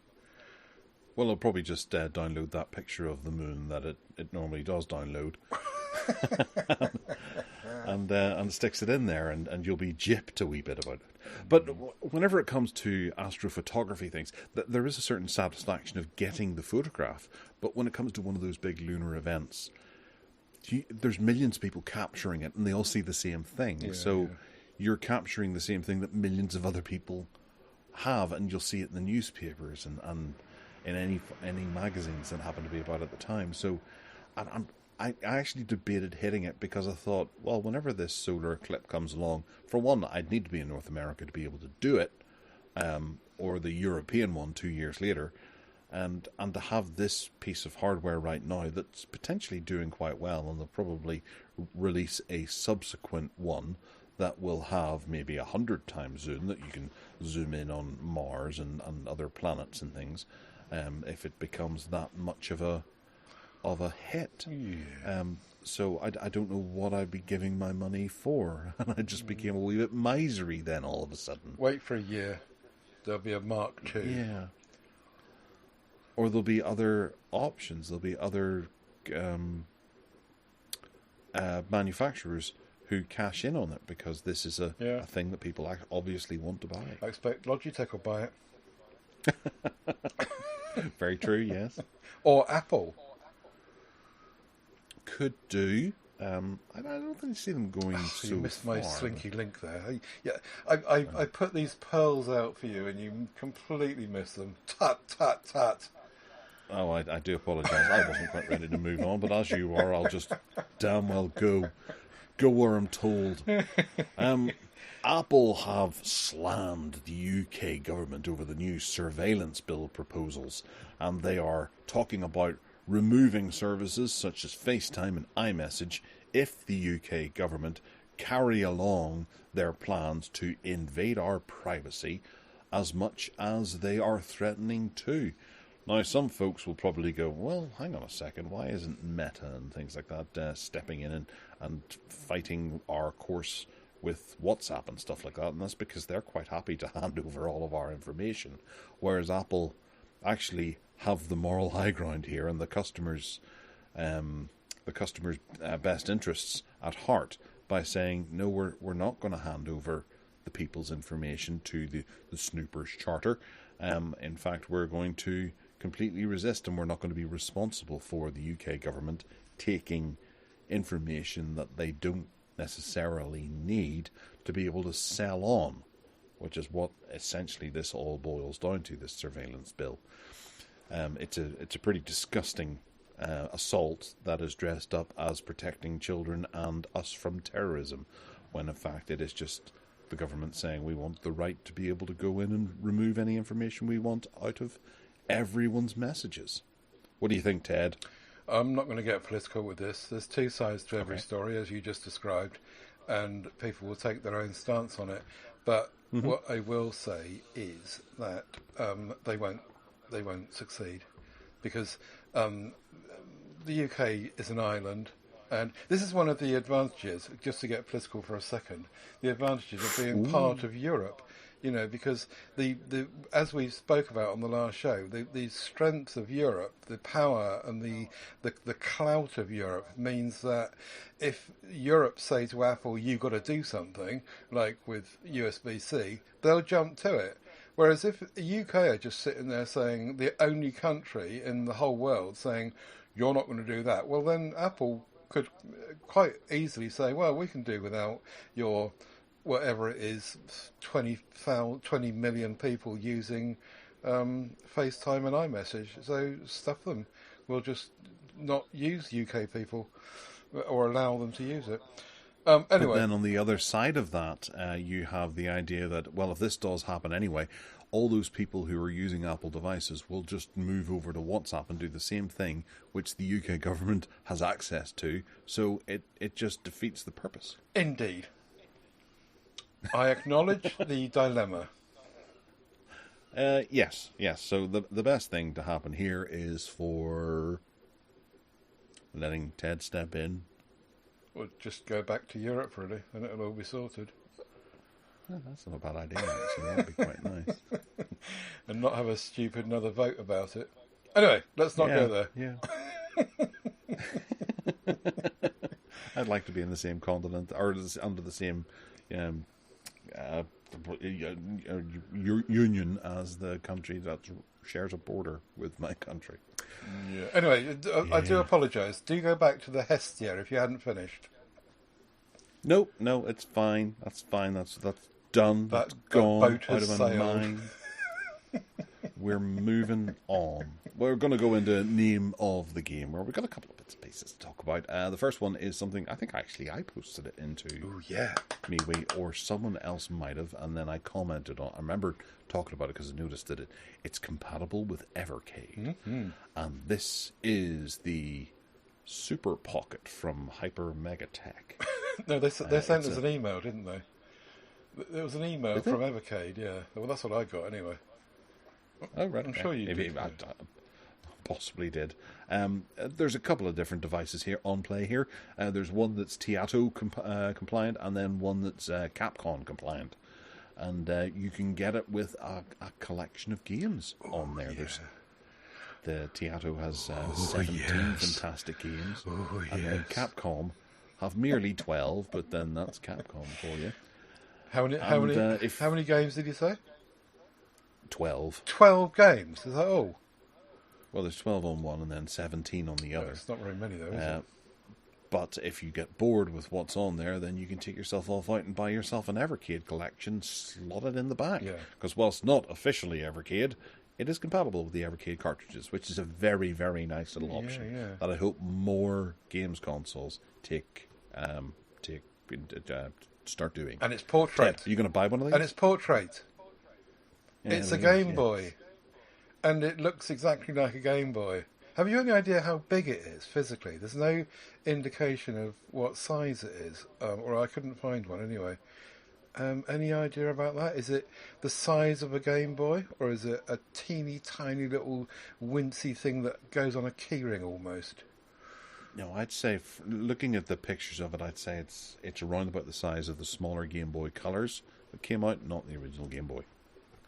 Right, I'm going to go to Amazon UK, where it's on pre-order, and see if there's any further... Oh, here we go. The screen is 2.8 inches. 4+ hours of battery life, USB-C charging. This is the Tato. This is the 17 Tato one. For what difference? You get a few more games with that one, presumably. Yeah. Oh, here we go. Dimensions: 16 centimeters high. What's that in old money? 16 centimeters. That's 2.5. That's 5. It's like half a 30-centimeter ruler.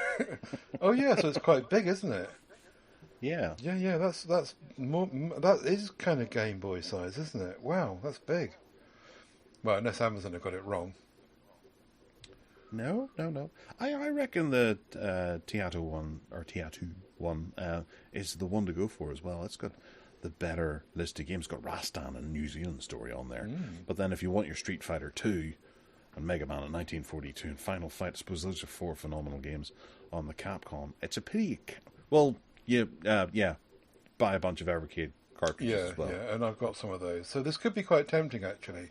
It's released on October the 26th, 2023, according to the Amazon page. Pre-order from July 14th, which is next. No, that was last week. Yeah. So the pre-orders are open. Really? Mm-hmm. No, I'm not going to. I've got all those games across other platforms. I don't need it. I'm being good. I'll tell you one platform that you probably get access to those games on.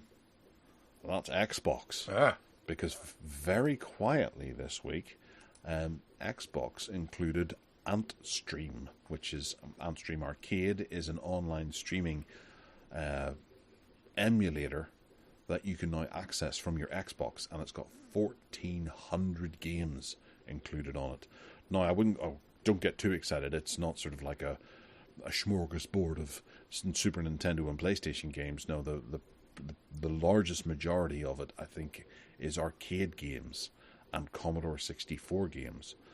But between them all, there's still a nice collection of retro games here.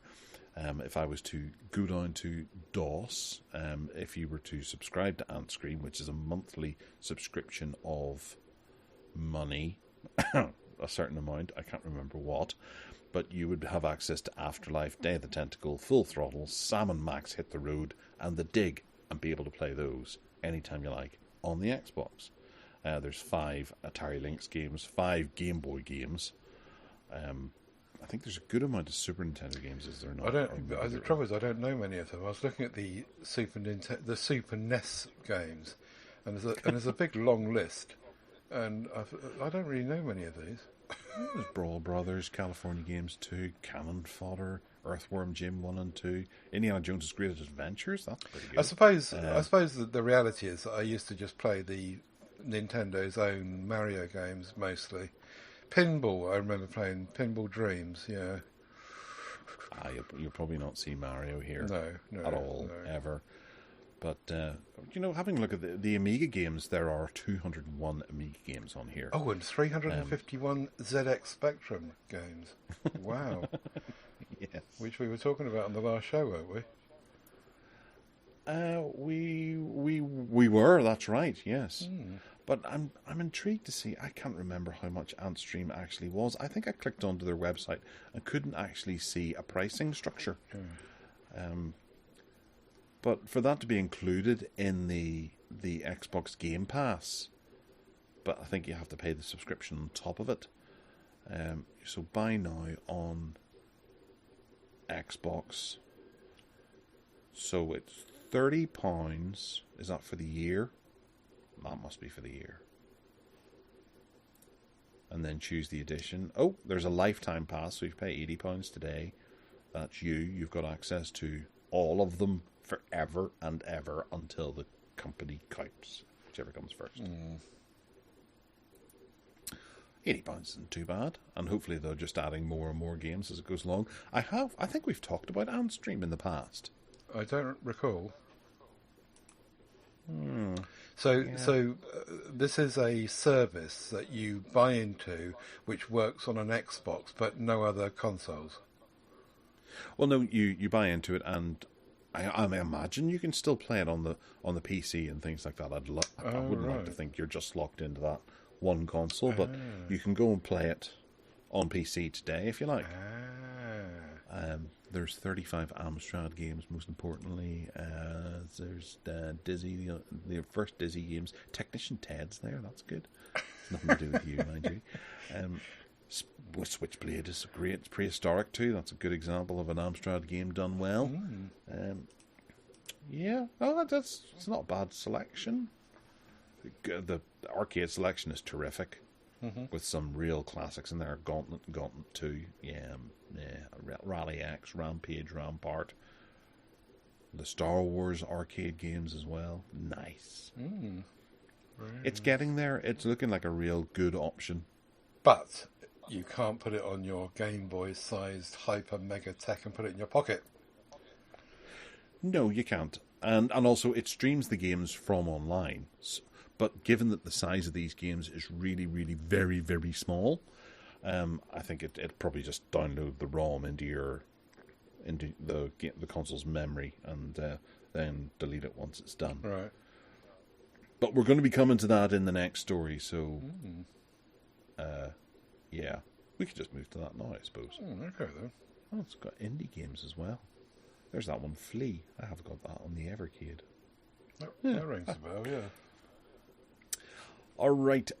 Yes, the PlayStation Q is becoming more and more curious as well. There's a video that Ted posted to the MeWe group from Twitter where Zubitech is having a play with it, and it appears to be running Android. Do you want to talk about that? No, I thought you would. Okay. Is it a good thing that it's going to run Android? Were you expecting it to run not Android, some proprietary Sony thing? Well, it's entirely speculation as to what this is going to do, and people were worried that this was just going to be streaming, and there was no localized storage. And I still think that it is going to be streaming, because I think Sony are putting a lot of work into their alternative to the Xbox Game Pass. So much so that over the last couple of weeks, my son has rediscovered all of the Lego games on the PlayStation Plus subscription-based PS3 emulator, and he's able just to hop on, play them, and forget about them, which is great. And he can do it on the PC, or he can do it on the PlayStation 5, and they all run really well, I gotta say. They're fast. The button, there's no button lag whatsoever between the controller and what's happening on the screen. So I think that Sony are perfecting it in the way that Xbox have with their Gaming Pass, because that's how that works as well, where you don't actually have the game, you just stream it from their server. So if the Xbox or the Sony PlayStation Project Q does the same thing, it could be a really nice little device that has access to whatever catalog Sony have in the sky. And that's the one drawback, is that you're at the mercy of what Sony decide to put in there. Right.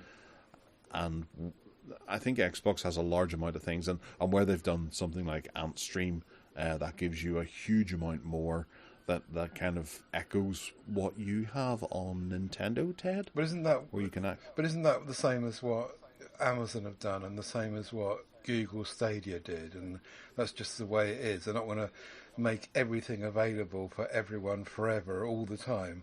They have kind of seasons of being able to use stuff. Yes, but where Stadia was concerned, they were giving you 1 or 2 games a quarter, if anything. There was not a lot of enticing buys for Stadia, and I think that's why it failed, because people went in and went, I don't really want any of these, and I've got them on other services that have been given away for free. Right. One of their big gets was it Red Dead Redemption? I think they got 3 years after it came out in the PlayStation. So anyone who wanted it had already played it, and people were just going to it for the sake of having something different to play. Sony's library is slowly building, and I do think that by the time this arrives, they will have a decent enough library to start you off. a bit like Nintendo has with their online library with NES games and Game Boy games.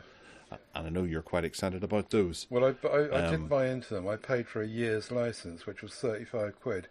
And since the last show, I did find somebody on the group in the classifieds in MeWe was selling an OLED Switch. And I decided to get it with the view to selling my Switch Lite so I could get the stuff on the telly. I think we spoke about it privately.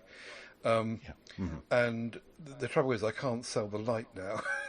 I did it the wrong way around, and I've tried to sell the Lite and no one's biting, and CEX will only give me about 60 quid for it, so I was, for goodness sake. Anyway, I got this at a reasonably good price, but the thing I'm trying to work out at the moment, and where all this is leading, is what I can do without it being online. It's okay, I mean, I got it to go on the television and that works fine. But every time I go to play a game with this deal that I've got, because I haven't got physical cartridges, it goes off online and says, just checking you're allowed to play this game. Every single time. And you think, oh, for goodness sake, you know, and that seems to be the theme of what that deal is about. And in order to not have that, you've got to actually buy a game, install it or download it, whatever, on the device, or put a cartridge in, and then you bypass that whole I'm double checking up on you every time, which means you can't play it unless you've got a connection. Yes? Well, yes, but at the same, the keys to the game are stored in the cloud, and that is one thing that they say is in case someone nicks your Switch, you don't lose all your games because all your keys are on the games console. Okay. But I think games as well, whenever they arrive on the memory card or the card that they arrive on, the cartridge, they generally install. And they'll download updates from online, so they still need a bit of internet connectivity. I'm not saying that they all instantly work, but not all of them will work without an update. This is a bit like what Amazon used to do with their content for streaming films and TV. They say, yes, you can download this, but you've got to be going online at some point over the next week to check in with us. And once you've checked in with us, that's fine. You can go offline again.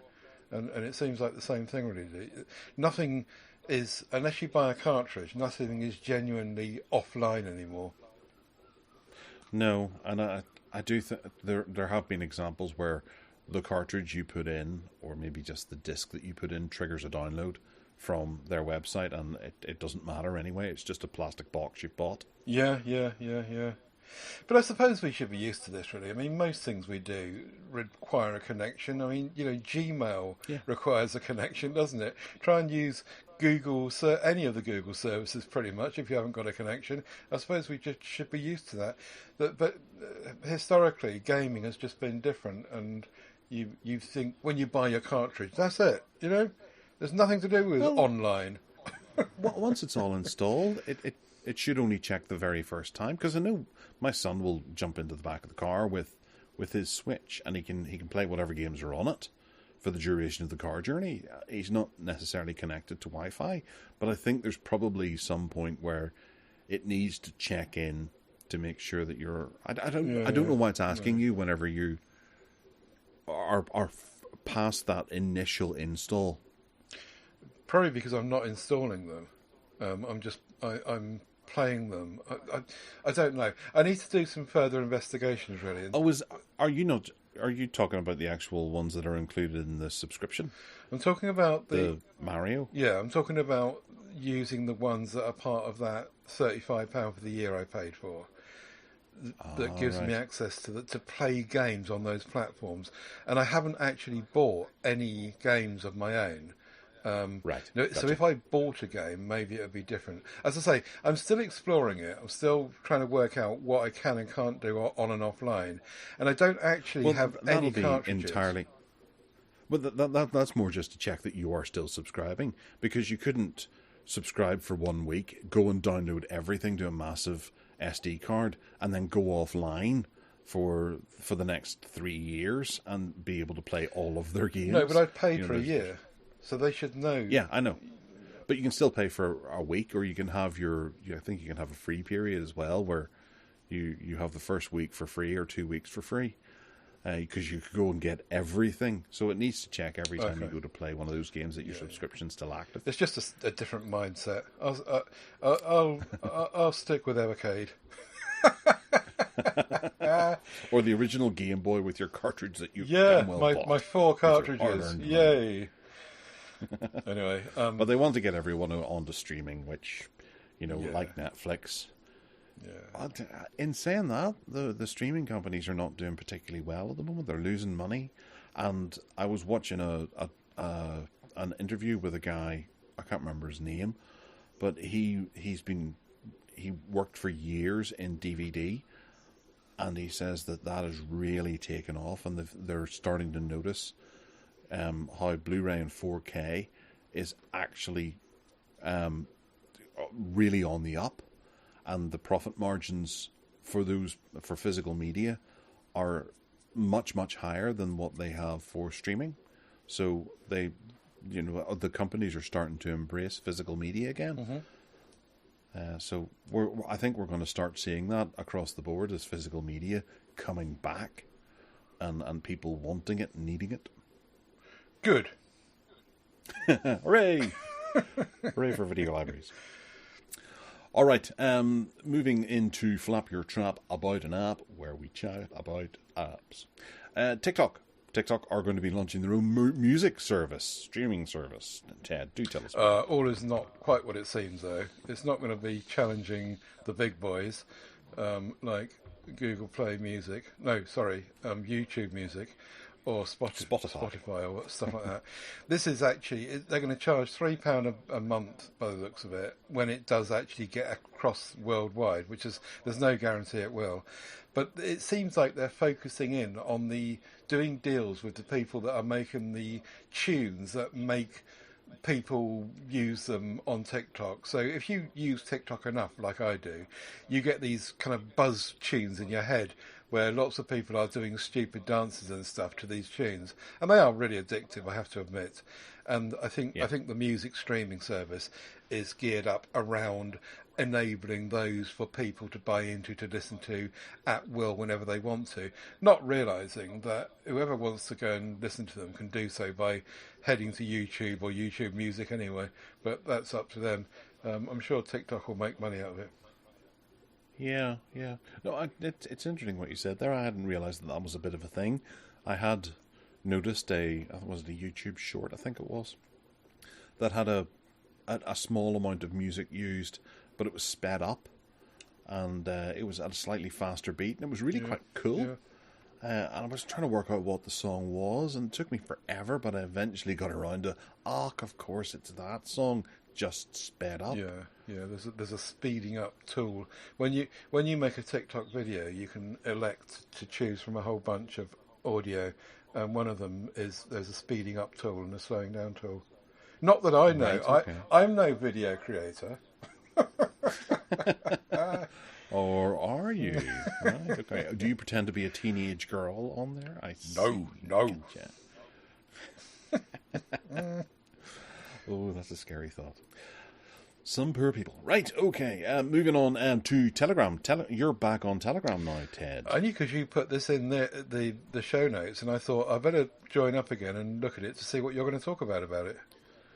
Well, yes, because I found that Telegram is really good for news. Yeah. And you get news pinged at you from various different sources, as opposed to going and getting, say, for example, the BBC News app and having it on your phone. You can just subscribe to the Telegram channel for the BBC News and get it from there. But you can also subscribe to other news outfits as well to be able to get a range of different stories on one topic, which I thought was a really more interesting way of doing it, so that you can actually factor in what's happening on an international scale about a particular story.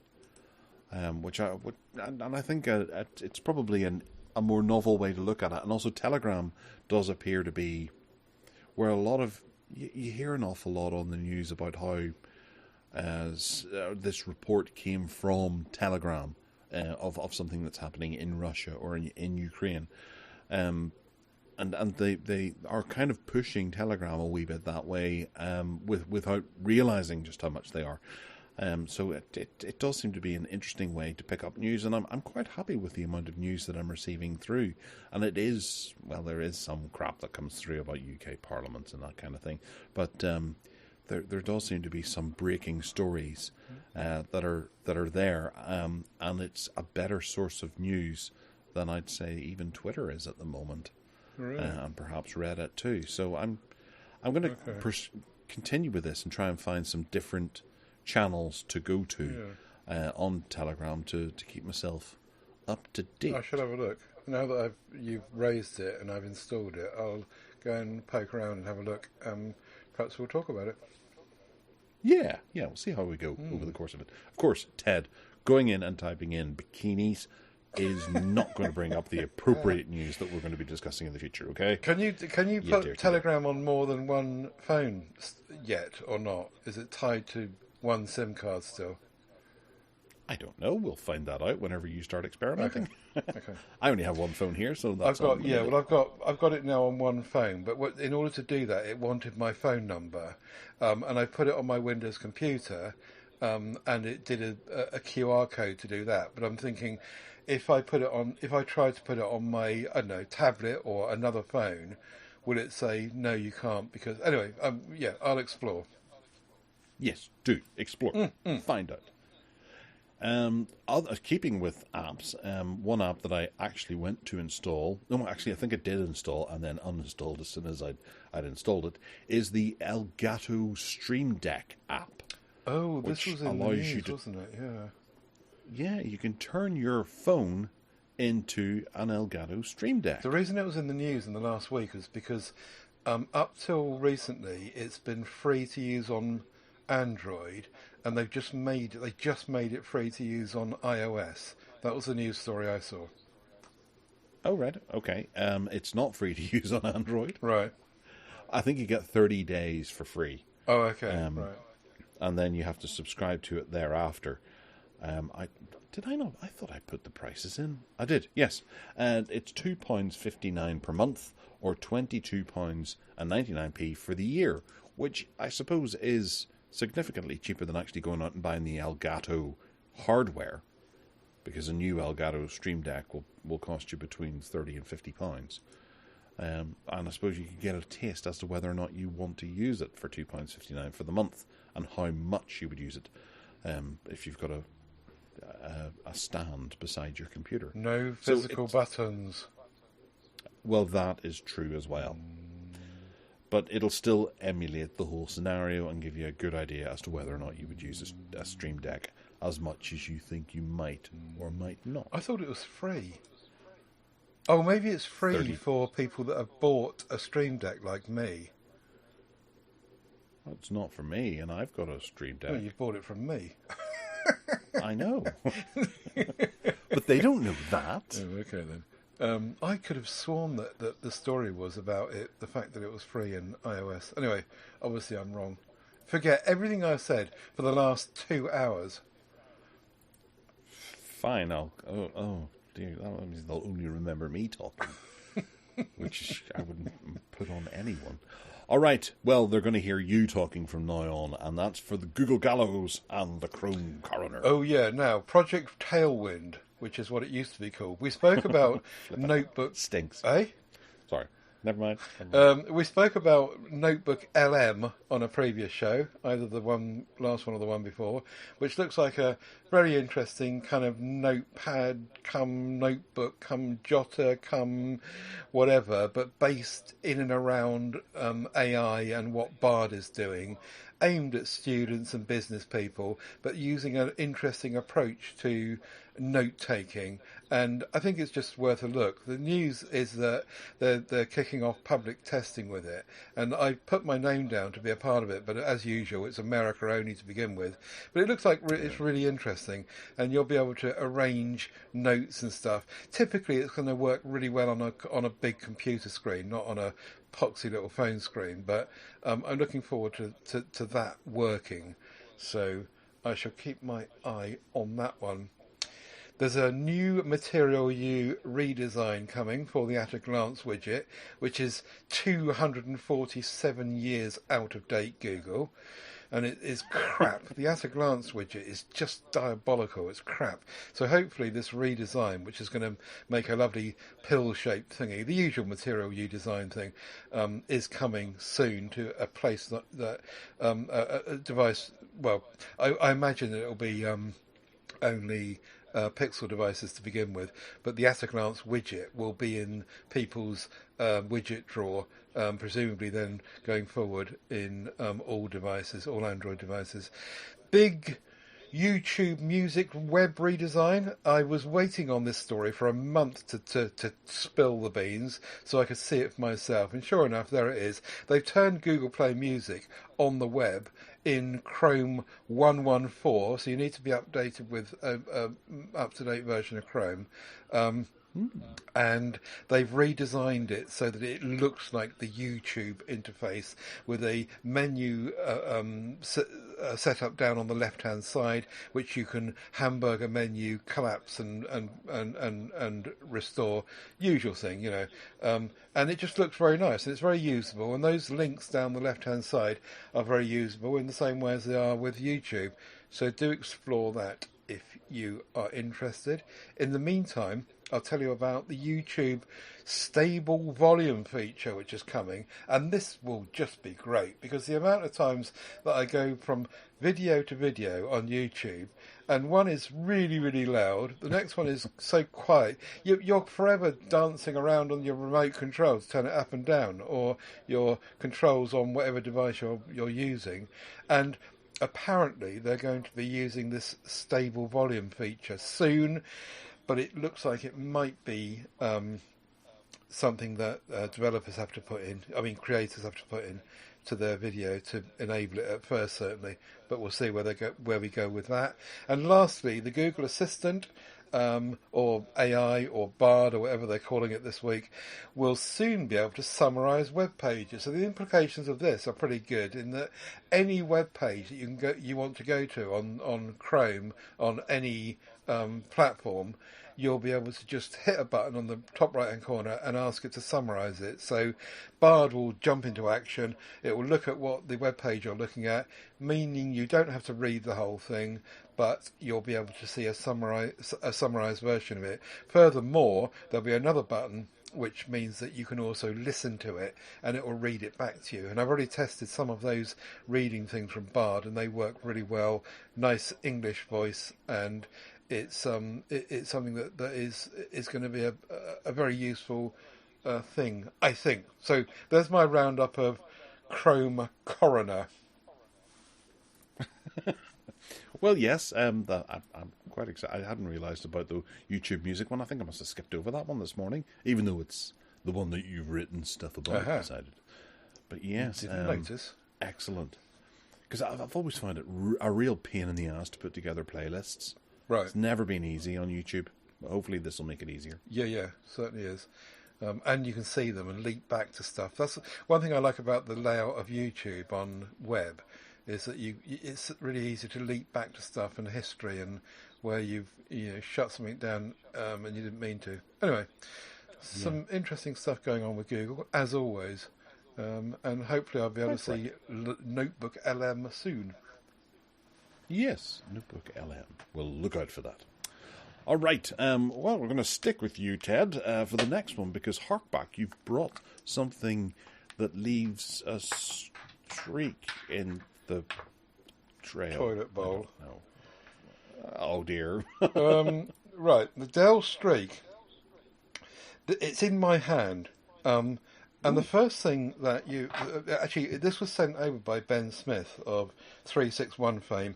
He was on the podcast. Hello, Ben. A while ago. 361 degrees, yeah. He was on the podcast on PSC a while ago, and we were talking about the Dell Streak, and he said, "Oh, I got one of those. I'll send it over." So I said, "Ooh, very nice, thank you." And it's been very nostalgic. It works. It's got a battery in it. I charged it up last night again. And it's an Android device. It's a phone, and it goes back to the year 2010. and it was the first device really that I remember which was designed primarily to be used in landscape mode, so much so that the buttons which are lit up on the edge are you can't turn them round. And that so yeah, it's designed to be used in two hands. Some of the applications on it on board can be used in portrait, however. So if you're looking at a web page, for example, and turn it into portrait, it will move into portrait mode. And the thing is about the devices that this was kind of before the wide adoption of Android devices being the default for everything. So, for example, you had contacts and messaging and browser and maps. No, I think that is Google Maps. And all these base core applications that are actually created by Dell and designed by Dell, and they worked with Dell in this product. And it's a great interface. It's a really good... I mean, even now, 14 years later, the screen is absolutely perfect. This is an O2 lock device. And moving around the thing, it's just so good. You can still use some things on it, and one of them being playing music, and the speaker on the back. Now, on the back, there's a really strange arrangement with a sliding metal cover, and it's got underneath it. It's got a battery in it, a removable battery, and to get the cover back on, you have to kind of put it on and then slide it from one side to the other, and it works really nicely, and it makes you click in place. Yep. And at one end of it, when you've got the cover in place, there's the speaker, and the speaker is just great. It's knocks spots off most phones you get these days for speakers. So because it's in landscape, it also acts really well as a camera. So the built-in camera application, again Dell's own software, it is provided with a Sony-style shutter button on the top right edge as you hold it in landscape.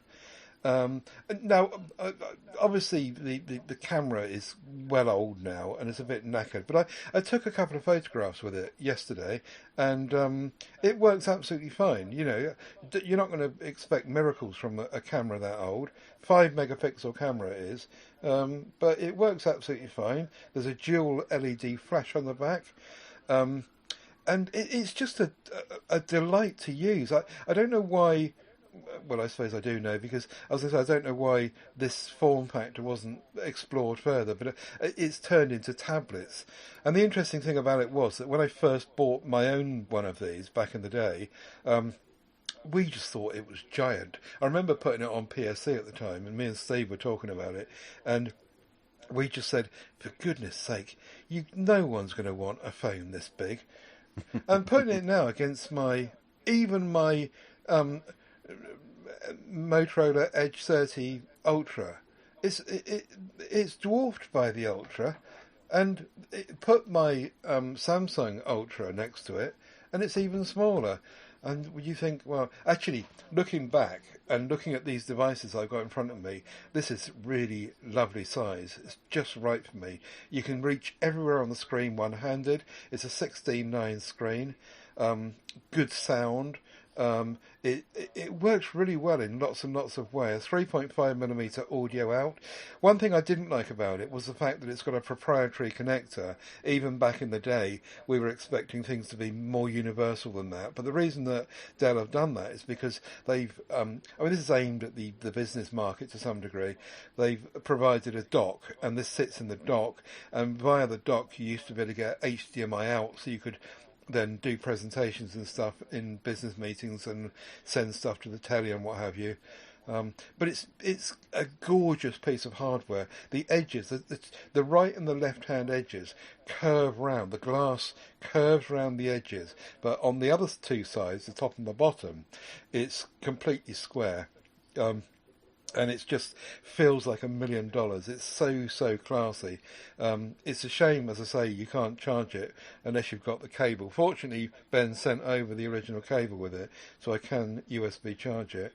And it's got a reasonably decent battery. Real good nostalgia. It's a real good hark back because it's a lovely, lovely device, and I've really enjoyed getting it out and playing with it again. Of course, you can't do much with it these days. This one's locked to O2. I haven't got a SIM card for that anyway, but I think, am I right in saying that it was 3G only, or let me have a look at the specs. Does it say in there?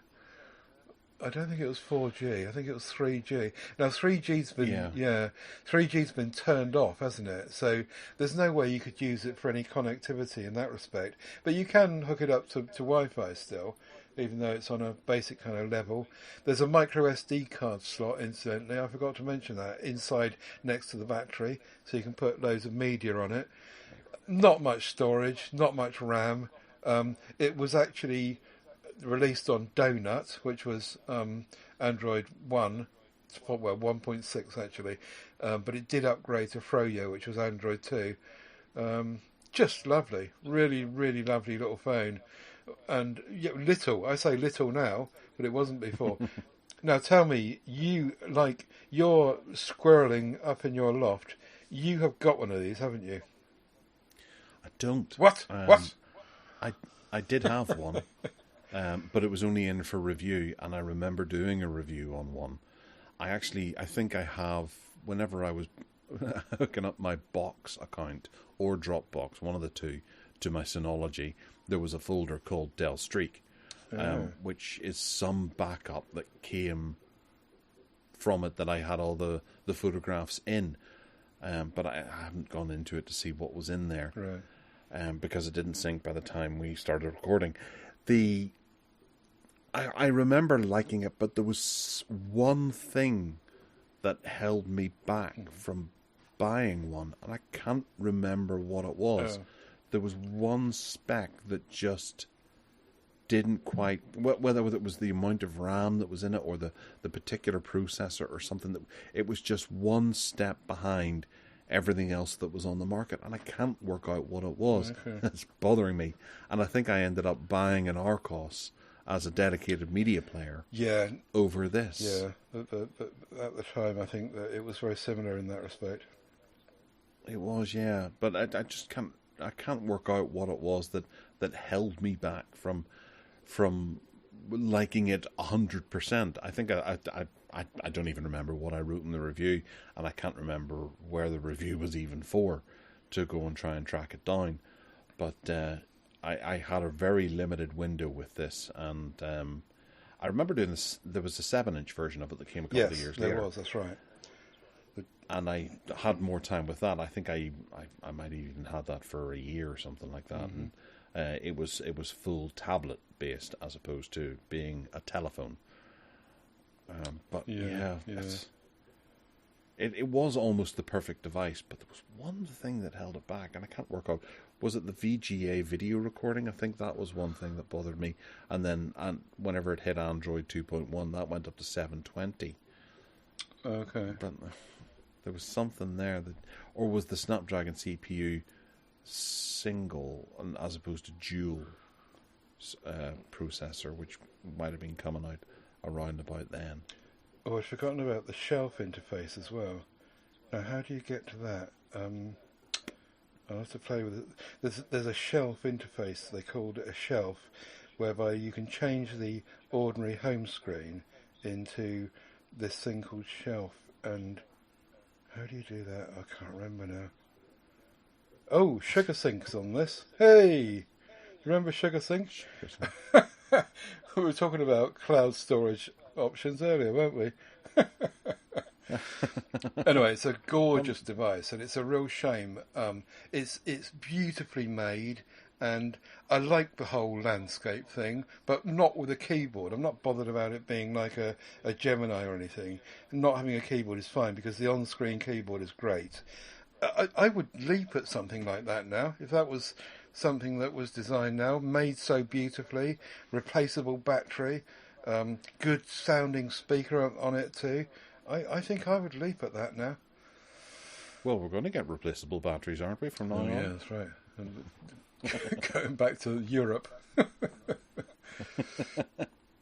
Yeah, no, it did. They were really enticing things, and I'm quite interested in that dock because I never knew about the dock, Right. but that's the Yeah. kind of thing that doesn't come out very widely. They usually only manufacture a certain amount of them for the diehard enthusiasts. Yeah, I think it was a business thing, and they tended to be America first with Dell. The I think the thing about the dock was that was the only way you could get the video out, the VGA, the HDMI out Right. to a screen. You couldn't do it with just the cable. Oh, maybe that was the killer feature, or the killing feature. Whereas the likes of the most portable media players had that kind of built in without. Yeah, I don't know. yeah. I can't remember. I'm racking my brains too Yeah. hard and just surmising things now. But it's a bit of a moot point really, because you can't use it really now. Like a lot of things we bring to Hark back, it's a real shame. But if Yeah. they did do something similar, I would be really tempted. Update that. A bit like looking at the Nokia E90. Keep saying the same thing, you know. If only that was available in today's updated software. I'd leap at it. Leap at all these devices we used to love. Absolutely. Yeah. Form factor was cool back then. Yeah. It was top. Oh, if only they made the Palm Trio with Android in it. That'd be wonderful. Right, moving into the bargain basement, and we're going to start where we kind of started at the start of the podcast. It's a laptop with a built-in screen in the keyboard. And we have done this before, but it's back down to that kind of price range. It's the Asus ZenBook Duo. This has a 14-inch full HD touchscreen laptop with the i5 processor inside it. Anything above that tends to leap in price. And it doesn't have a GPU, so know that going into this. There's no GPU, it's just got the integrated graphics from the i5, which should be fine if you're going to stream to it. That should render quite nicely.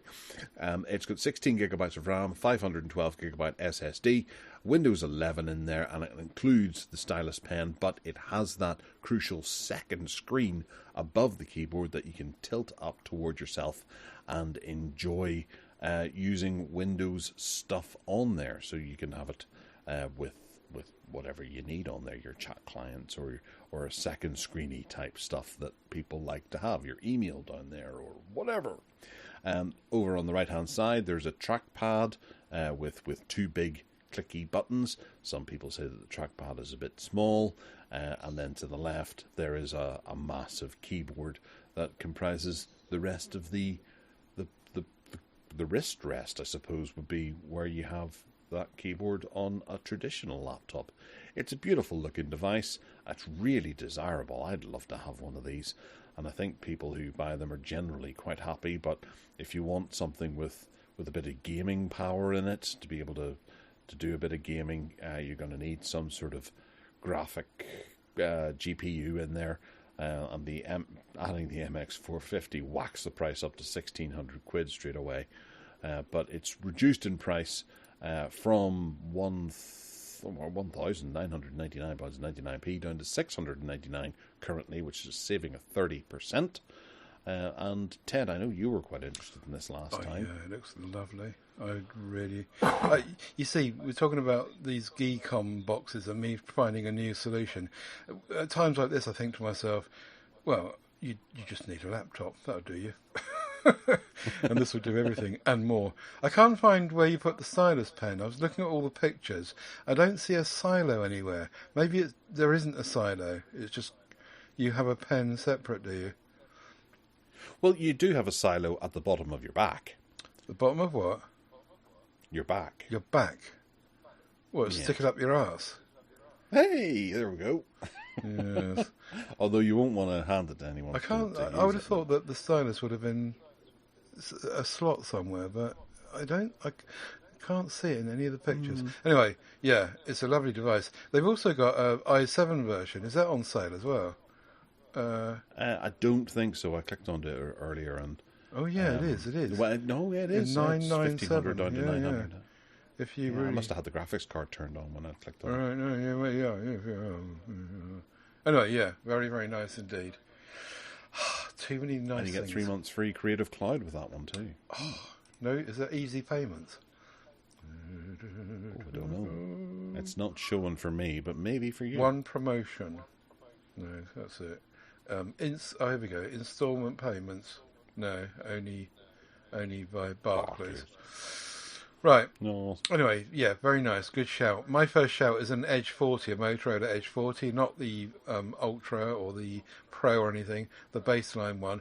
And it's the 256GB version, £429, £100 off, and they're offering me 5 payments on that. So not only £100 off, but 5 months to pay. The only argument I've got with this device is, no, two arguments, is that it's got a Dimensity 8020 chipset and not a Snapdragon one, so a MediaTek one. And secondly, it hasn't got wired decks, only wireless decks. But apart from that, it's really, really nice.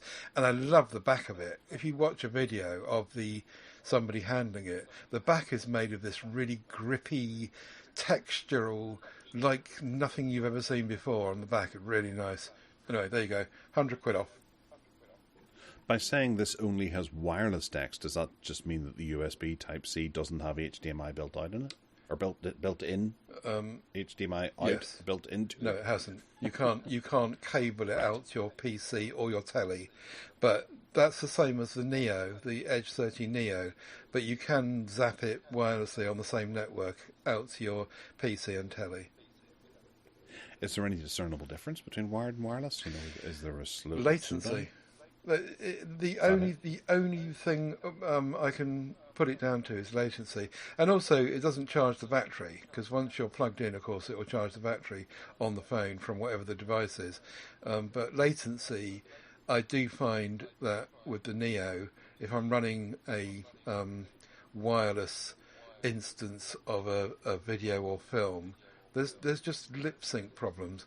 I know you can get around that sometimes by using speeding up and slowing down with things like VLC, but it's all a bit of a fiddle. Whereas with a cable, it just works. Yeah. No, that's a shame. Well, okay. It's still a nice option to have. Mm-hmm. People would plug for wireless as opposed to wired straight away. Yeah, I know. All right. Headphones. Bang & Olufsen. The BeoPlay portal for Xbox, but apparently it's still compatible with PC and PlayStation, so I don't know why it's designed with Xbox in mind, but compatible with those. Has been dropped from £450 down to £160, which is a saving of 64%. Wow. I'm not getting any monthly payments on that, but Ted, you might. No, I'm not. No, you're not. But they're a nice little pair of gaming-focused wireless headphones, and being that they're B&O, I'm guessing that you're going to get that sort of step up in quality that you would expect from their branding. Yeah. It's got Dolby Atmos built in there as well, touch buttons, voice assistant for native clients, adaptive ANC, 5.1 Bluetooth, and they weigh a mere 282 grams. And yeah, I said the price, so yeah. They're available in the colour black anthracite. Yes. They look really nice. I have to admit, they look gorgeous. I wonder how the noise cancelling compares with the Sony's. I've not really seen any reviews of B&O headphones, but they look lovely.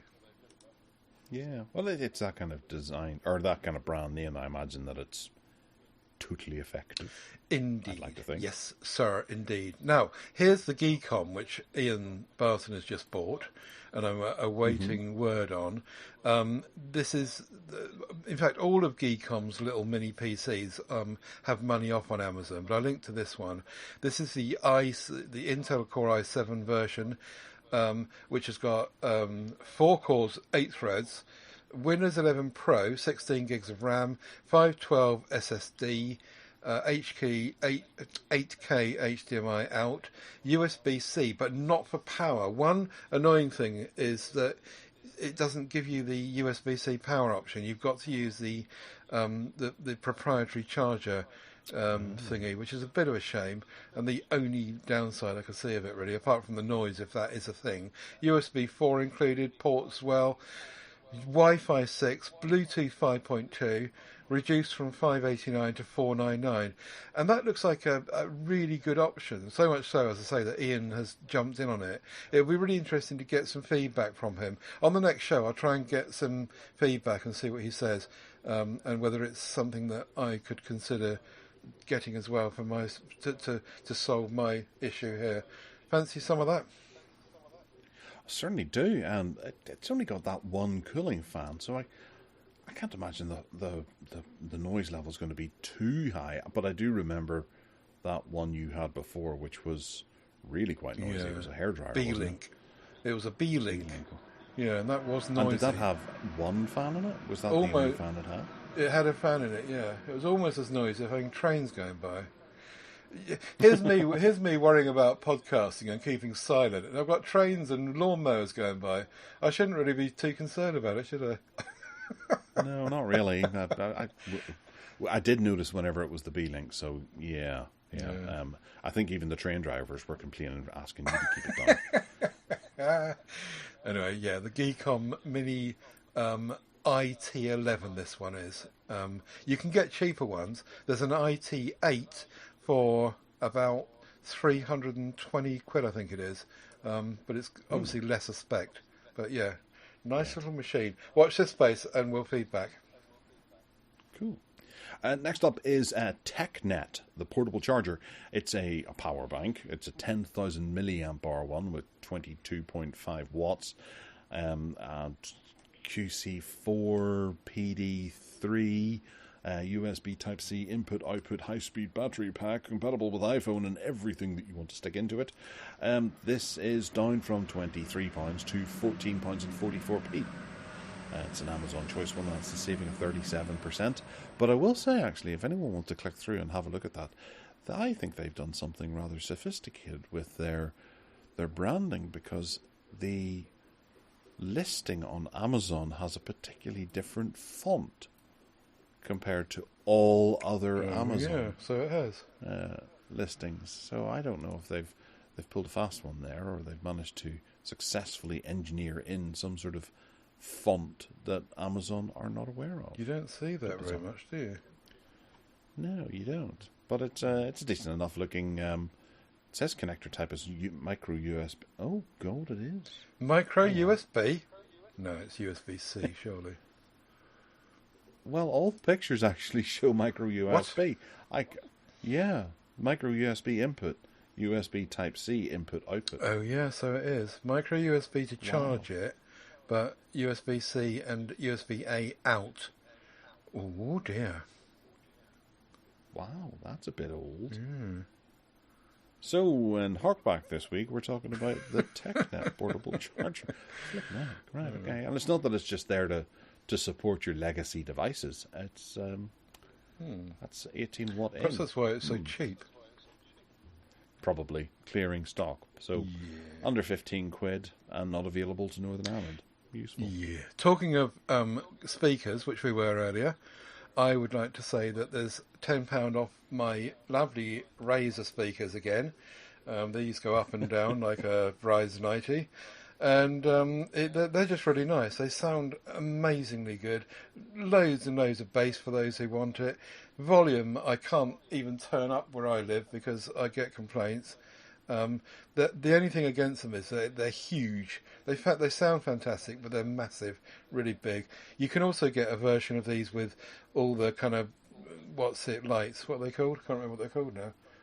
RGB. Yeah, but the Razer have got their own name for it, haven't they? Yeah. Anyway, these are the ones that haven't got that. 89 quid, and I think that's worth every penny because they sound so damned fantastic.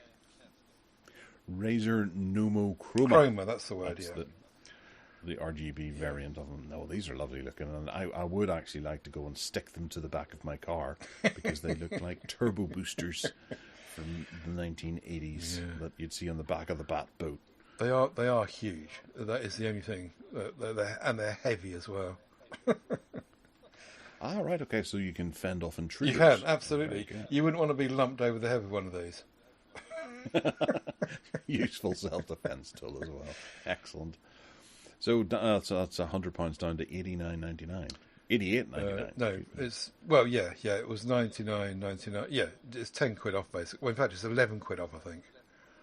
Which is a saving of 11% as well. Spooky. Pretty good. Last one we have is a little pair of in-ear headphones, or at least AirPods, as Apple like to call them. These are the Apple AirPods with wired charging case, the second-gen version of them. They're down from £140 down to $99.99, which is a saving of 29%. Currently on Amazon in white. Nice. White. Oh, look, 5 months to pay. £19.80. I'm not seeing that. But I'm special. I special. really like this generation of AirPods. I think they're really nice. They fit in my ears beautifully. I have actually got a pair of these. Exactly the same thing. Not the wireless case ones, but the wired ones like these ones. And they fit in my ears just so well. And they sound great. So, yeah. Well, £100 ain't bad for them. No, not at all. Good shout. Grand. All right, well, we'll bring it to a close because I heard feet on the stairs to say lunch is ready, and it's getting on a bit. It's almost 2 o'clock. Blimey. And I have to go round to my mum's and see how that wee speaker's doing. Oh, yeah. See if she managed to get through the night. All right, listen, take care, folks. We'll talk to you next week. If you want to get in touch with us, you can by emailing us at gareth@techaddicts.uk. I also have my Twitter as well, at techaddictsuk. You can find me on Twitter too, at Gareth Miles, GarethMyles, and I'm on Mastodon, and I'm on Post, and I'm on MeWe, Telegram, and I'm on Medium, and I'm on Telegram, and Signal, and WhatsApp, and I'm on a bit of medication too now for social network addiction.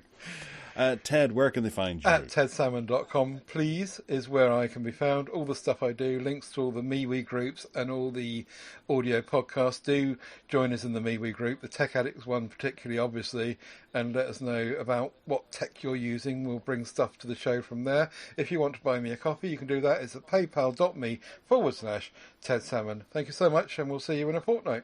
Take care now. Bye-bye.